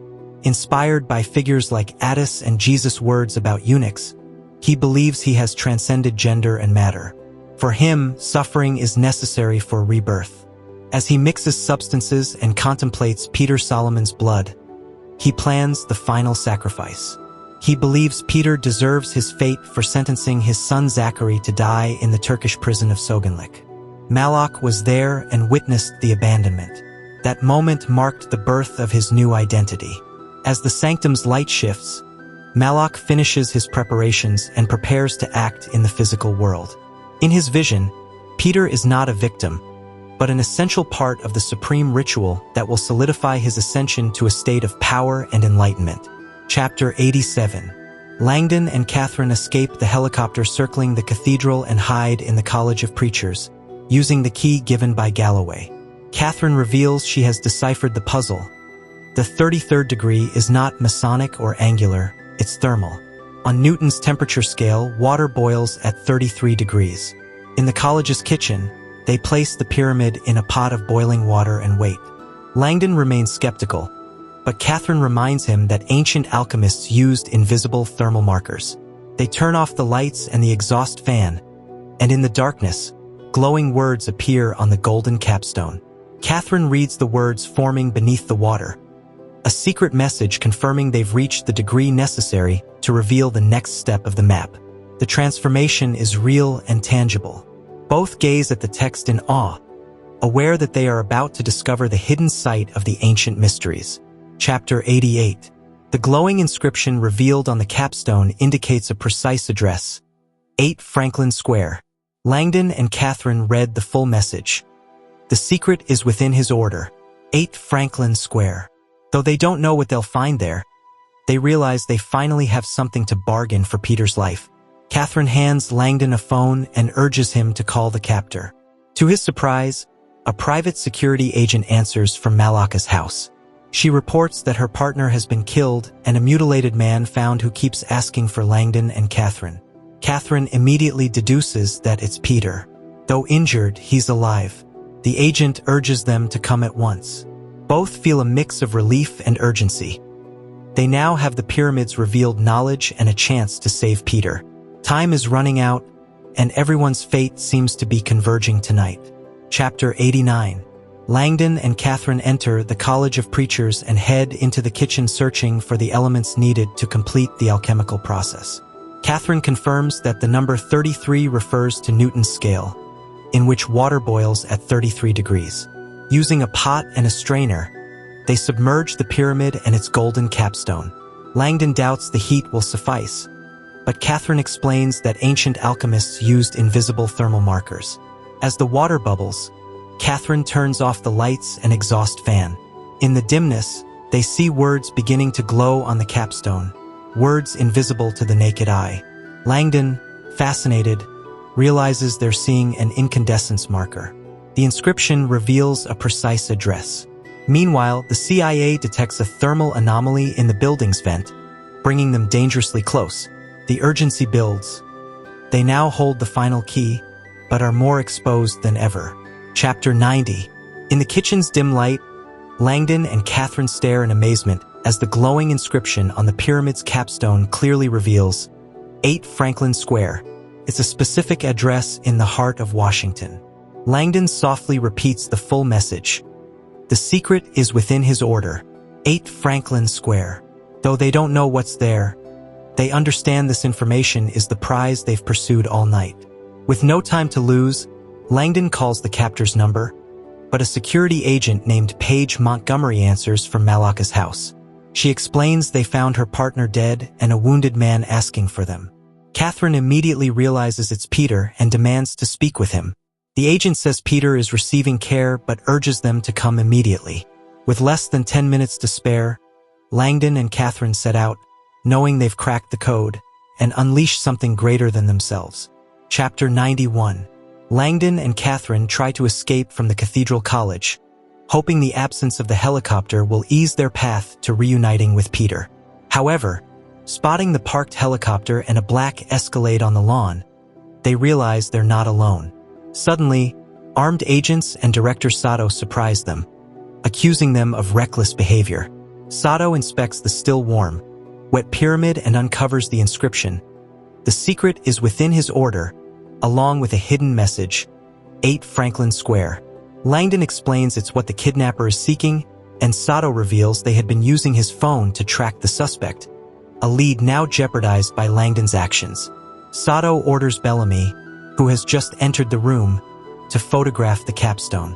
Bellamy, guilt-ridden, confesses to secretly collaborating with the enemy, leaving Langdon completely stunned by his ally's betrayal. Chapter 92. Under the watch of armed agents, Langdon, Catherine, and Bellamy tensely wait with Sato at the Cathedral College. The glowing inscription on the capstone has vanished, and the kidnapper's call finally arrives. Bellamy activates the speaker and hears a death threat against Peter if he doesn't provide the Franklin Square address. Bellamy tries to negotiate, demanding proof of life before giving exact details, but the kidnapper demands blind trust. Bellamy agrees to go alone to the Plaza Center to avoid suspicion and accepts the meeting.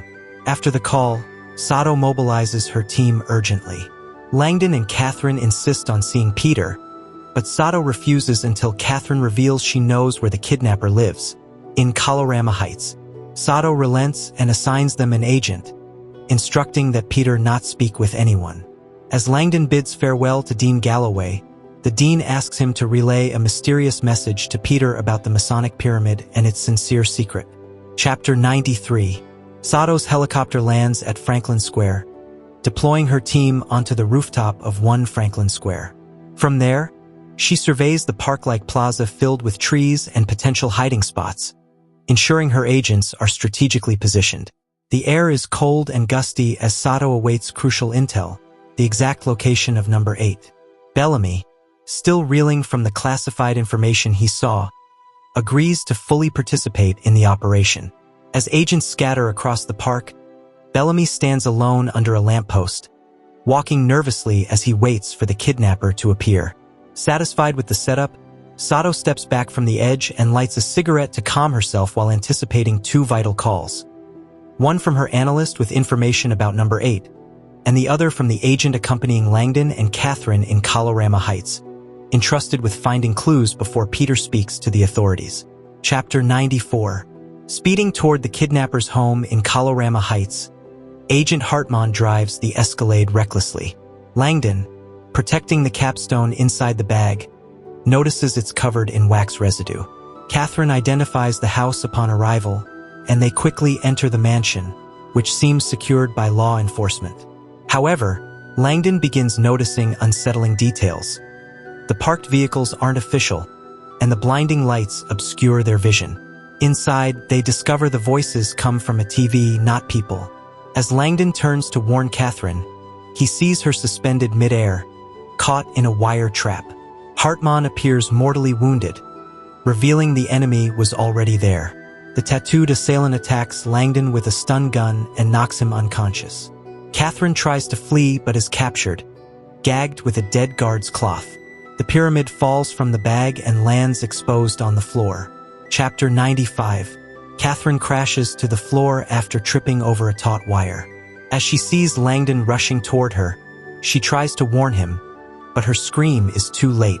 Mortally wounded, Hartman reveals the attacker, an enormous tattooed man who strikes Langdon with a stun gun. Catherine tries to escape but is caught, bound with wire, and gagged, unable to scream. Paralyzed, Langdon watches from the floor as the fallen pyramid reveals new inscriptions on its base. He realizes Galloway had been speaking in code when referring to the sincere secret, a reference to the ancient practice of hiding flaws with wax. The boiling process had melted the wax, revealing hidden symbols. As he struggles to move, Langdon sees Catherine tied up and the tattooed figure approaching.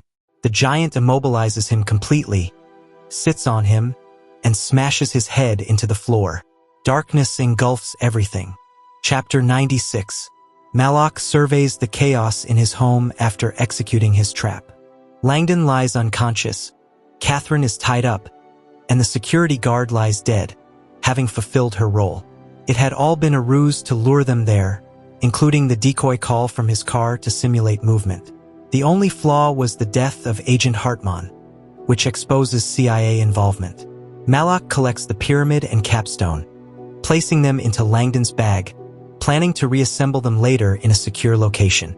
As he drags Langdon's body, he reflects on religion and the power of sacrifice, contemplating the symbolism of ancient occult rites and Christianity, which he believes stem from the same mystical source. His goal is to complete the great work through a final sacrifice. The ancient sages hid their knowledge to prevent corruption, but Malak intends to restore that power, sealing his destiny in blood and darkness. Chapter 97. From the rooftop, Sato presses her analyst Nola to verify the existence of 8 Franklin Square. Nola confirms there is no such current address and that 1 Franklin Square is just a building name, not a street number. Entering keywords like his order and Franklin Square, Nola uncovers a shocking result: a themed building inspired by the Great Pyramid of Egypt, linked to an ancient secret order. This revelation suggests the pyramid's inscription refers to that temple. Meanwhile, Agent Simpkins confirms the location visually from his covert position. He recognizes the ornate Moorish facade of the Almas Shrine Temple, headquarters of the Shriners, a Masonic fraternity known for philanthropy. Sato fears the enemy might identify the building from its features alone, without needing the full address. Simpkins is ordered to keep a close watch, while Sato grows concerned that something has gone wrong in Colorama Heights. Chapter 98. Langdon regains consciousness disoriented, in complete darkness, naked and lying on a surface that feels like glass. He soon realizes he's trapped in a sealed, pitch-black box. His worst childhood nightmare, dating back to falling into a well. He pounds desperately and screams, but no one responds. Panic sets in. Meanwhile, Catherine, still tied up, is taken by Malak through a hidden passage behind the painting The Three Graces to a subterranean room filled with the scent of chemicals, incense, and sweat, a sanctuary for dark rituals. He places her in a side room, seats her against a chair, and removes her gag just before she faints. Next to her, she sees Langdon's clothes. Catherine screams upon seeing a black urn resembling a coffin. Malak indicates that Langdon is inside and won't escape. Suddenly, tubes begin to fill the container with a warm fluid. Langdon is about to drown. Chapter 99. In Franklin Square, Agent Simpkins waits in hiding, watching Bellamy play his role as bait. Sato contacts him with new intel. The building in question is the Almas Shrine Temple, home to a mystical order known as the Shriners. Though Simpkins knew them for their philanthropy, the revelation of their Masonic ties surprises him. Sato fears the enemy will recognize the building by its distinct characteristics without being told the address. The temple, with its Moorish facade and colorful tiles, stands out clearly among neighboring structures, its symbolism visible from afar. Simpkins is instructed to monitor it closely to prevent the enemy from acting alone. Growing uneasy, he also checks on Agent Hartmann, who was supposed to report from Colorama Heights. The silence alarms everyone, signaling that the situation there may have spiraled out of control, though they're still unsure of the full extent. Chapter 100. Trapped in the box, Langdon tries to calm his mind by visualizing an open sky, but panic overwhelms him. Catherine, still restrained, nearly suffocates with the gag until Malak removes it, only to perform a ritual mixing her saliva with his tattooed head. Nearby, she recognizes Langdon's clothes and sees a black urn with connected tubes. Realizing Robert is inside, she pleads for his life. The liquid begins flowing through the tubes into the container. Catherine struggles in desperation, unable to break free.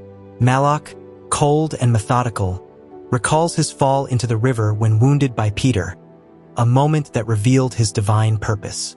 Langdon feels the water rising, and panic consumes him. The warm fluid reaches his chest, confirming he won't drown quickly, but slowly, as part of a gruesome sacrificial ritual. Chapter 101. Desperate to save Langdon, Catherine pleads through tears with the tattooed man to release him, confessing that the number on the capstone is 8 and the full inscription reads, "The secret is within his order/8 Franklin Square." Despite her pleading, the captor remains unmoved and forces her to witness something breathless. Complex symbols have appeared on the pyramid's once smooth base, encompassing various mystical traditions. Catherine, stunned, cannot decipher them. The tattooed man decides to consult the only person who might, Langdon.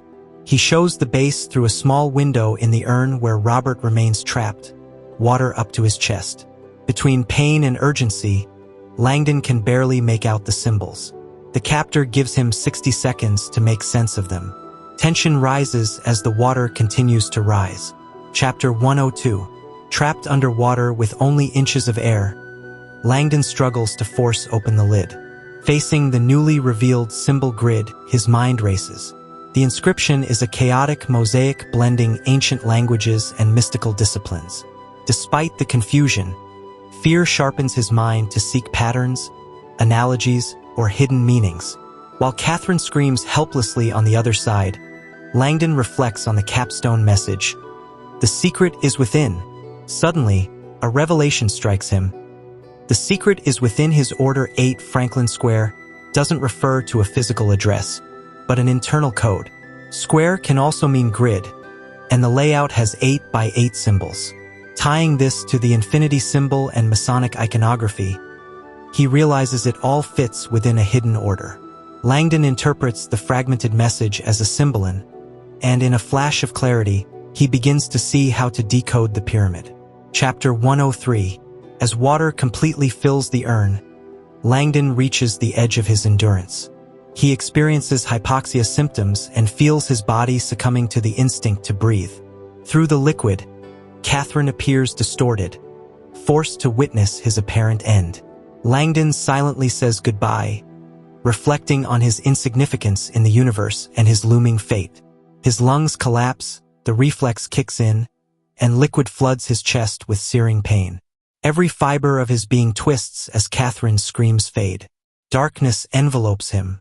Desperation, fear, and suffering become his final thoughts. His body sinks, eyes dimming. Catherine watches, broken with grief, helpless as her friend dies before her. The final image is of Robert Langdon, motionless, swallowed by the shadows, fully submerged. Chapter 104. Paralyzed by Langdon's death, Catherine is dragged into a chamber lit with red lights and the scent of incense. She's strapped onto a stone slab with leather restraints, completely immobilized. Aching and disoriented, she struggles to resist, but her muscles fail. The tattooed man inserts a finger into her mouth to collect saliva, then smears it onto a tattoo-free circle on his head. He leaves her alone in the unsettling chamber, decorated with astrological symbols, constellations, ancient manuscripts, diagrams, and a table with surgical tools. Among them, a syringe, a dark vial, and a curved, burnished knife. As Catherine scans her surroundings, her terror grows. She realizes the place was prepared for a ritual. Everything around her suggests she's part of a dark sacrifice. The atmosphere is saturated with mysticism and madness, and Catherine wonders if she'll make it out alive. Chapter 105. While Catherine bleeds out alone in the basement, CIA analyst Noetic discovers that a file related to the pyramid is directly linked to the agency's director. Shocked, she tries to understand how someone accessed the classified material. In Franklin Square, Simpkins confirms the meeting has failed and Hartmann hasn't reported from Colorama. Sato orders her team into action. Meanwhile, in the mansion, a semi-naked Malak accesses his laptop and confirms that Langdon has cracked the code. A Franklin magic square of Order 8. The capstone message wasn't an address, but an instruction to rearrange the symbols using that mathematical pattern. Malak transfers the symbols onto a new grid, revealing a coherent and clear image. Though he doesn't fully understand the message, he knows it points to a critical mystical location, his ultimate destination.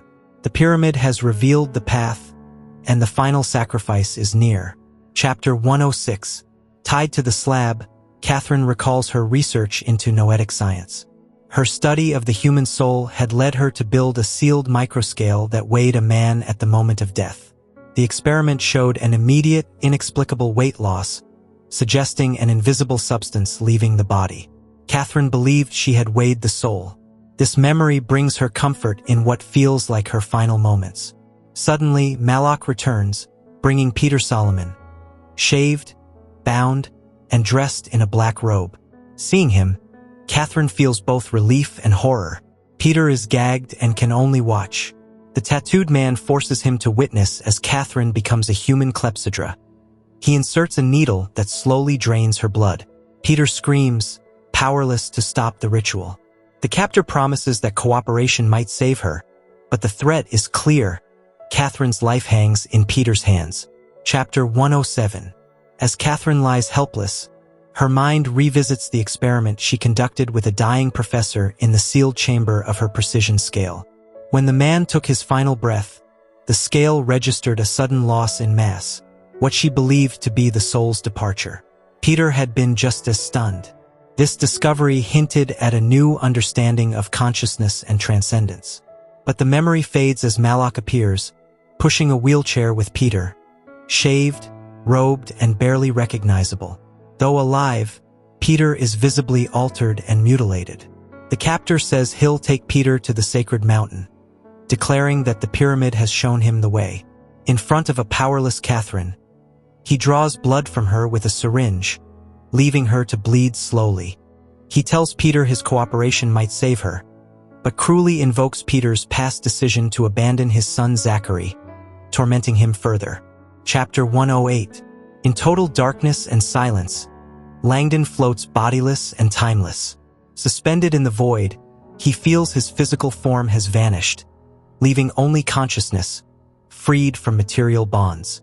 With no gravity or sound, death seems to have taken hold. Yet his mind begins to recall. Disturbing images intrude. The tattooed captor's face, the blow to the floor, the ensuing darkness. Then, a strange light. A Latin chant repeats persistently, with words like apocalypse and verbum. A bell tolls in the distance, growing louder. Langdon, though in a trance, feels summoned by it, as if death itself demands a response. His consciousness struggles to understand what's happening, caught between a spiritual space and a world he hasn't fully left. The journey between life and death is far from over. Chapter 109. The CIA helicopter lands in Colorama Heights, and Simpkins leads the entry into the dark mansion. They find Hartmann's lifeless body with a screwdriver in his neck and the dead guard nearby. There's no trace of Langdon, Catherine, or Peter. Sato arrives and expresses concern over Malaka's missing laptop, fearing it contains secret information. Meanwhile, in the basement, Catherine hears the agent's footsteps but can't scream due to her gag. Her situation is critical as blood continues to flow.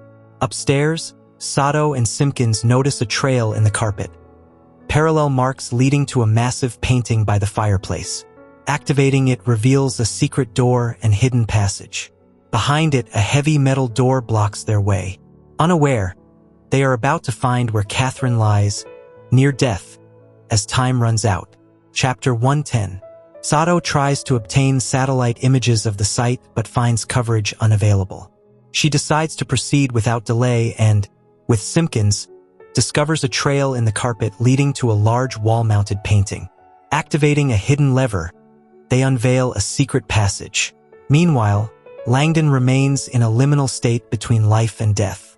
His mind drifts among visions, memories, and Latin chants. Voices and bells call to him from the void, as if something urges him to awaken. Echoes of his final moments and the pyramid's symbols haunt him. As Catherine continues bleeding in the dark basement, her only hope is that the agents arrive in time. Now aware of the hidden space, Sato and Simpkins prepare to breach it. As the mystery of the pyramid and the sacrifice intertwine, everyone's fate hinges on what lies beyond the sealed door. Chapter 111. At Phillips Exeter Academy, Robert Langdon attends a keynote lecture by his friend Peter Solomon, secretary of the Smithsonian Institution. In a solemn atmosphere, Solomon leads students through the history of the castle housing America's first science museum. Using old photographs, he recounts how James Smithson donated his fortune to establish a knowledge center. Peter defends the founding fathers as deists, passionate about knowledge rather than religious dogma. A student challenges him, calling Freemasonry superstitious. Solomon calmly explains that ancient knowledge was often encoded in symbols, mentioning the verbum significatum, a legendary word capable of revealing lost wisdom. Students are struck when Solomon admits he believes in this power. He concludes by affirming that humanity is heading toward a new era of enlightenment, a revelation foretold by all religions. Chapter 112. Catherine Solomon wakes up confused and weak after an explosion. A medical team tries to stabilize her as she mutters 3 words, "The sacred mountain." Sato enters the basement and discovers Langdon's clothes and a coffin-shaped urn connected to tubes. Inside floats Langdon, seemingly dead, immersed in oxygenated fluid.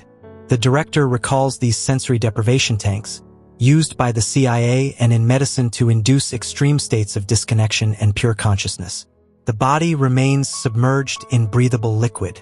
Sato realizes the technique was likely used to disorient and possibly extract information from Langdon. The method involves paralytics and hallucinogens, simulating drowning. Despite the risk, Sato decides to extract him herself. Inside the tank, Langdon experiences brilliant, abstract visions until a flash of light shatters the darkness, and he feels hands pulling him from his world, triggering a painful, confusing physical rebirth. Chapter 113.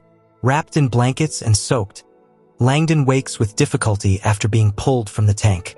Sato tells him he nearly died. Reunited with an injured but alive Catherine, they embrace emotionally. Catherine recounts her ordeal with the tattooed man and how he said Peter had decoded the pyramid's base and was heading to the sacred mountain. Langdon, recalling the symbol grid, requests internet access and suggests Sato look up a Franklin magic square of Order 8. In the hideout, he finds a mural with documents, esoteric texts, maps, and Masonic symbols linked by threads. Observing it all, he realizes the man is seeking the lost word, the mythical verbum significatum. Remembering a key image from the pyramid and aided by the Franklin Square, he deciphers a Greek keyword, Hirdom, linked to a mythical Scottish mountain and, in Washington, to the House of the Temple. Chapter 114.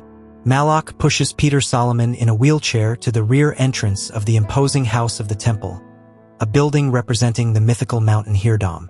As a 33rd-degree Mason, Peter knows the access code. Inside the elevator, Peter realizes in terror that his captor intends to use him to unlock the temple's deepest secrets. Malak shows him the pyramid with the symbols now reorganized, claiming it reveals a secret staircase leading to the lost word. Meanwhile, Langdon tries to recall the symbols from the pyramid's base.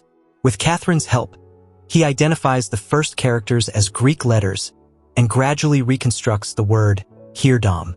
This leads them to realize the key building is the House of the Temple. Meanwhile, Sato organizes an urgent operation, and Bellamy, now rescued, provides the address and access code. Langdon insists on joining them due to his knowledge of the labyrinthine building.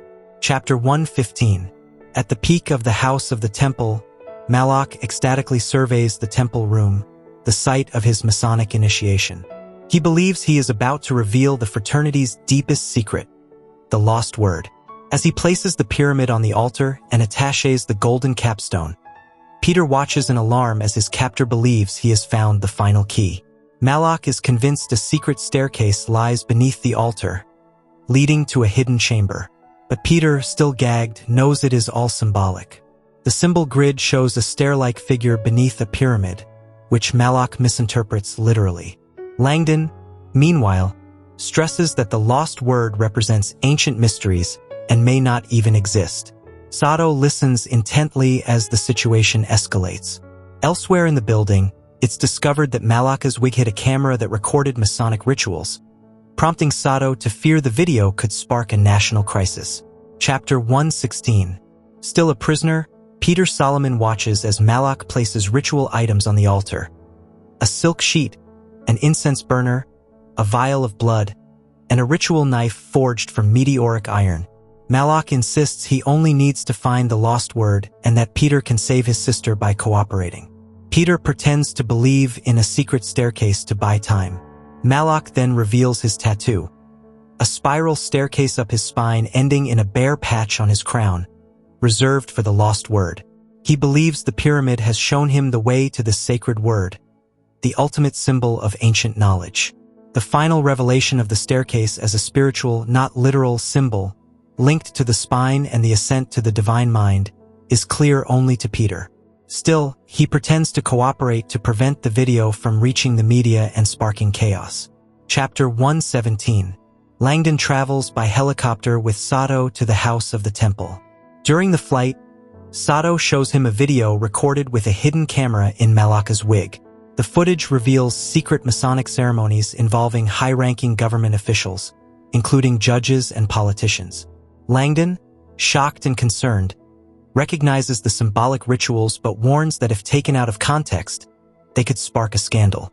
The camera captures Malaka's own initiation and later, first dash, second dash, and third-degree rites, including symbolic threats, a staged execution, and the fifth libation using wine in a skull. The footage appears crafted to discredit the Masons. Sato confirms that if leaked, the Brotherhood will face public backlash.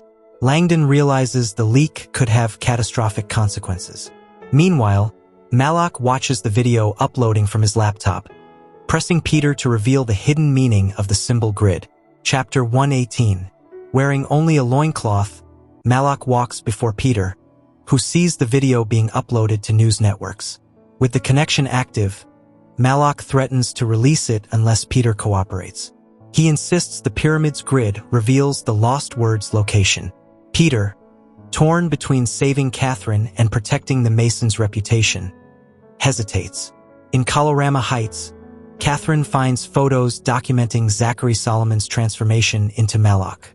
The images show Zach surviving the Turkish prison, undergoing physical changes with hormones and steroids, and covering his body in tattoos. Horrified, Catherine realizes Malak is Zach. At the house of the temple, Peter confronts the same truth. Malak reveals himself as Peter's lost son, blaming his father for leaving him in prison. Peter, shattered, realizes all the horror has been part of his own son's revenge. Chapter 119. At the summit of the house of the temple, Malak performs his final rite. Dipping a feather in Peter's blood, he writes the lost word on the bare skin of his crown. He believes he has reached apotheosis, transforming his body and mind, becoming the ultimate sacrifice. Peter watches in horror as Malak declares himself a living god. The Akita ritual knife, which Abraham nearly used to sacrifice Isaac, lies on the altar. Malak hands the blade to Peter, forcing him to complete the ritual by killing him. He claims he is the perfect offering and that his death will seal divine transformation. Peter, devastated, begins to grasp the ritual's depth. Malak blames him for past betrayal and for not recognizing him. He then makes his final revelation.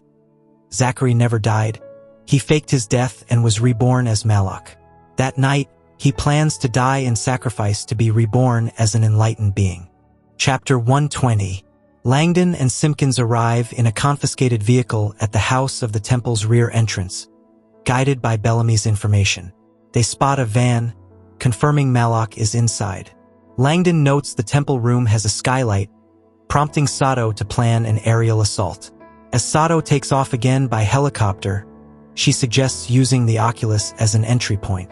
Inside, Peter remains chained, watching Malak prepare his sacrifice. Peter pleads with him to stop, but Malak is resolute, believing the shedding of his own blood will free his soul and that the ancient gods will receive him. Peter holds the knife, knowing that refusal could cost Catherine her life and bring ruin to the Masons. Malak shouts that his body is the sacred gift. In his ritual madness, he concludes that only the blood of the White Lamb himself can grant him ultimate power. Time is running out. Chapter 121. Peter Solomon confronts the terrifying truth that the tattooed killer before him is his son, Zachary. Once thought lost in time and redeemed in memory, pain consumes him as he sees not love in his son's eyes, but deep hatred and a thirst for vengeance. Malak, under his new identity, fiercely demands that Peter complete what began years ago, a sacrifice now meant to save Catherine and the Masons. Trembling, Peter holds the Akita knife as the scene unfolds amid threats and memories. Langdon and Simpkins race through the building's halls, trying to arrive in time. In the temple room, tension peaks as Peter stands before the altar, knife raised, challenged by the man who was once his son. in the midst of a ritual staged for death. Chapter 122. Malak lies on the altar, shrouded in pain and darkness, realizing his sacrifice has failed. He hoped to transcend, but finds only suffering and emptiness. Though he believes he released the video, he hears Langdon's voice and senses Peter's presence, something he cannot comprehend. Peter leans over him, pointing to the circumpunct tattoo on his crown and telling him it is not the lost word. Malak remembers his obsession with symbols and his belief that the grid revealed the great secret. Peter reveals it was all a lie. The symbol was just a distraction. In agony, Malak feels energy rise through his body as Peter, with compassion, closes his eyes. In his mind, Malak finds himself trapped in a dark dimension, surrounded by powerful forces devouring him. For the first time, he feels boundless terror, realizing his quest led not to light, but to damnation. Chapter 123. At Washington Cathedral, Dean Galloway experiences a sudden peace, as if a shadow has lifted. Soon after, he receives a call from Warren Bellamy confirming Peter is alive and everything is over. Though they still don't know if the pyramid fulfilled its promise, Galloway feels certain it will. He bids farewell to prey, trusting that the truth will be revealed. Meanwhile, Catherine Solomon enters the temple room and is overwhelmed by the sight. Malaka's bloody body on the altar and her brother wounded but alive. She runs to Peter and embraces him, finding relief despite his visible pain. In a silent, protective hug, the siblings' tenderness surfaces. For the first time, Catherine sees her strong brother break down, and she promises to stay by his side, offering comfort as he weeps in her arms. Chapter 124. Director Sato receives a call from Noetic confirming they managed to stop the video transmission at the last second. Thanks to the quick identification of the USB modem's access node and an aerial EMP pulse, the recording was prevented from compromising the Brotherhood. Sato thanks Nola for her dedication and allows her to rest after a long night. Elsewhere in the house of the temple, Langdon washes his face in a quiet bathroom, processing the night's events. Exhausted but relieved that Peter is alive and the threat is neutralized, he walks through the Hall of Honor and meets Catherine, who embraces and thanks him deeply. Before leaving, she tells him Peter wants to speak with him alone. Intrigued, Langdon agrees, sensing there are still secrets to uncover and that Peter is about to share one. Chapter 125. Langdon enters the house of the temple's library, where Peter awaits with the completed pyramid between them. Peter reveals that the lost word is not a myth, but knowledge with transformative power. Langdon examines the symbol grid, identifying elements representing the heavens, earth, ancient religions, and an ascension toward universal consciousness. Peter insists the image is not just allegorical, it's also a literal map pointing south of the house of the temple. Guided by Masonic tradition, Langdon begins to shift his perspective. Hirdam is not just a concept, but a place with an arrow indicating true south. Peter states the lost word is buried in Washington beneath a stone marked with engraved symbols, and that Langdon has been near it many times without realizing. Excited, Peter prepares to take him there personally. Chapter 126. Peter and Langdon board a vehicle driven by Simpkins en route to a secret location, with Langdon blindfolded. Sato bids them farewell, reminding Langdon of his earlier reluctance. During the ride, Peter gives Langdon a Masonic hood to preserve the mystery. They arrive, are greeted by military personnel, and pass through security to a dark underground space. Peter leads Langdon through corridors to a hidden observation point. When he allows Langdon to remove the hood, he reveals a massive spiral staircase descending into the depths. Then Peter shows him a window with a direct view from the top of the Washington Monument. Stunned, Langdon sees the Capitol dome from a never-before-experienced height. He realizes they're at the apex of the Masonic symbol, and the pyramid has led him here. At the top of the obelisk, the true message is engraved. Laus Deo, praise be to God. Chapter 127. Noetic remains intrigued by encrypted phrases found on the CIA director's petition, linked to the Masonic pyramid. With Rick Parrish's help, she goes to the cryptosculpture at CIA headquarters, famous for its still unsolved coded message. Rick shows her the mysterious phrases came from a public forum discussing the sculpture, not a secret document. Nola reads the fragments, recognizing references to ancient portals, pyramids, symbols, and conspiracy theories about the world's end. She realizes the forum is a space for code enthusiasts, yet she also sees that Cryptus and the Masonic pyramid share deep symbolic structures. Gazing at the sculpture, she imagines it holds a secret similar to the pyramid, a fragmented message, visible but not yet understood. She walks away with Rick, smiling at the forum's words, "It's buried out there, somewhere." Chapter 128. Blindfolded, Langdon is led with Peter to a secret location. Once there, they pass strict security checks. Peter guides him into a dark chamber, first revealing a massive spiral staircase. Then, through an observation window, Langdon sees the gleaming Capitol dome in the distance. He realizes they're atop the Washington Monument.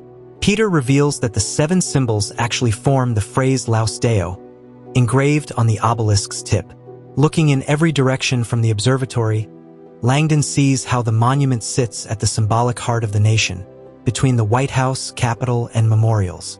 Peter gives him a stone box engraved with 1514 and explains it's a cornerstone, a symbol of spiritual foundations. Langdon listens, still skeptical but deeply moved. Peter declares the lost word has been buried at the obelisk's base since 1848. Chapter 129. Langdon gazes at the panoramic view from atop the Washington Monument, awed by the symbolic layout of the buildings. The Capitol, White House, Lincoln Memorial, and Jefferson Memorial surround the obelisk like guardians of ancient knowledge. Peter confirms the lost word is buried in the monument's cornerstone, placed during a Masonic ceremony in 1848. Langdon marvels at the inscription Laus Deo etched on the obelisk's metal tip. Peter gives him the stone box and explains the symbolism of cornerstones as vessels of hope and wisdom. Langdon recalls the tradition of hiding messages within these architectural elements. Though still unsure, he begins to understand the lost word isn't a magic incantation, but a profound and universal symbol. Peter says the time has come for Langdon to learn its true meaning. Langdon listens, sensing he's on the brink of discovering an ancient truth. Chapter 130. Dean Galloway prays in Washington Cathedral, reflecting on the spiritual power of the Word. He acknowledges that all the world's sacred books, the Bible, Quran, Torah, Vedas, share an essential message of wisdom and transformation. The lost word is not a hidden spell, but the knowledge passed down by humanity's great teachers: Buddha, Jesus, Muhammad, Zoroaster. Their teachings have endured for centuries because they hold eternal truths, though seldom fully understood. The dean touches the Masonic Bible reverently, remembering that spiritual knowledge, when interpreted wisely, can lead humanity toward a new era of light. He realizes the book's final message is simple yet powerful. The word lies in ancient texts, waiting to be understood. Galloway believes that one day, humanity will awaken to this luminous truth. In the cathedral's silence, he prays for that collective and transformative awakening. Chapter 131. As they descend the 896 steps of the Washington Monument staircase, Peter Solomon reveals to Langdon that a Bible was buried inside the monument's cornerstone, representing the word in its purest, most hidden form. At a landing, they find a medallion depicting a figure pointing to an open Bible, prompting Peter to explain that the secrets of ancient knowledge are encoded in sacred texts. Langdon listens as Peter teaches how ancient mysteries and the Bible share hidden wisdom decipherable only by the initiated. Solomon quotes Newton, Blake, Bacon, and Jefferson, men who believed in these secret codes. Their conversation turns to the inner power of man, his forgotten divinity, and how texts like the Bible hold veiled instructions for achieving apotheosis. Peter ties these teachings to Freemasonry and the search for the word's true meaning, stirring deep spiritual reflection in Langdon. Chapter 132. Catherine Solomon runs excitedly toward the Washington Monument after confirming that Peter saved her research. Though her lab was destroyed, backups of her Noetic experiments are safe. Her discovery that human thought affects the physical world could radically alter collective consciousness. She reunites with Langdon at the monument's base, and they discuss Peter's teachings on ancient mysteries, science, and spirituality. Meanwhile, Warren Bellamy, the Capitol's architect, prepares to receive them and guide them to an experience reserved for very few. Viewing the Capitol's most extraordinary secret, Peter has given precise instructions for Langdon and Catherine to ascend to a hidden point where they can witness something that encapsulates all the knowledge shared during the night. Relieved by her research's safety, Catherine feels confident her work will soon usher in a new era for humanity. Chapter 133. Langdon and Catherine explore the Capitol's dome from an elevated walkway, contemplating the apotheosis of Washington. Catherine admires the fusion of mythology, science, and spirituality in the fresco, connecting it to her Noetic research. She claims that ancient texts like the Bible contain codes about the mind's power, explaining how its content symbolizes mental processes, like the pineal gland secreting healing substances. Langdon, though skeptical, listens attentively to her theories. Catherine asserts that the human body is the true temple described in the scriptures and explains that focused thought can physically alter the world. They lie down on the walkway like children watching the sky, and Langdon is fascinated to notice that the apotheosis figures form concentric circles. Catherine concludes that collective thought has exponential power and, when directed, can transform humanity. Langdon falls into a deep, reflective sleep. Epilogue. Langdon awakens beneath the apotheosis, alone, and follows a hidden staircase to a walkway above the Capitol dome, where he finds Catherine. From there, they watch the sunrise and the Washington monuments tip reflecting the first light of day. Catherine reveals this was what Peter wanted them to see, a symbolic moment where celestial light touches the obelisk's peak. They reflect on creation, human power, and a spiritual awakening that unites science and faith. Langdon realizes that along the National Mall, museums and monuments tell the story of man as creator. He sees the circumpunct symbol echoed in the monument and the box Peter gave him, understanding its hidden meaning. Catherine reminds him that collective consciousness can change the world. In the end, Langdon feels a powerful emotion washing over him, something he hadn't felt so clearly in his life. Hope. That's the end of the lost symbol, a journey proving that enlightenment begins not in temples, but within thought itself. Langdon and Catherine discover that the power long protected by the Freemasons isn't hidden underground. It's within every conscious mind. This illustrated summary from Literary Journeys reminds us that sacred knowledge isn't ancient. It's alive, waiting to be remembered. Thank you for joining this exploration of symbols, science, and belief. If this story made you question the boundaries of knowledge, subscribe, like, and share it. Tell me in the comments. Could humanity's greatest secret be its own potential?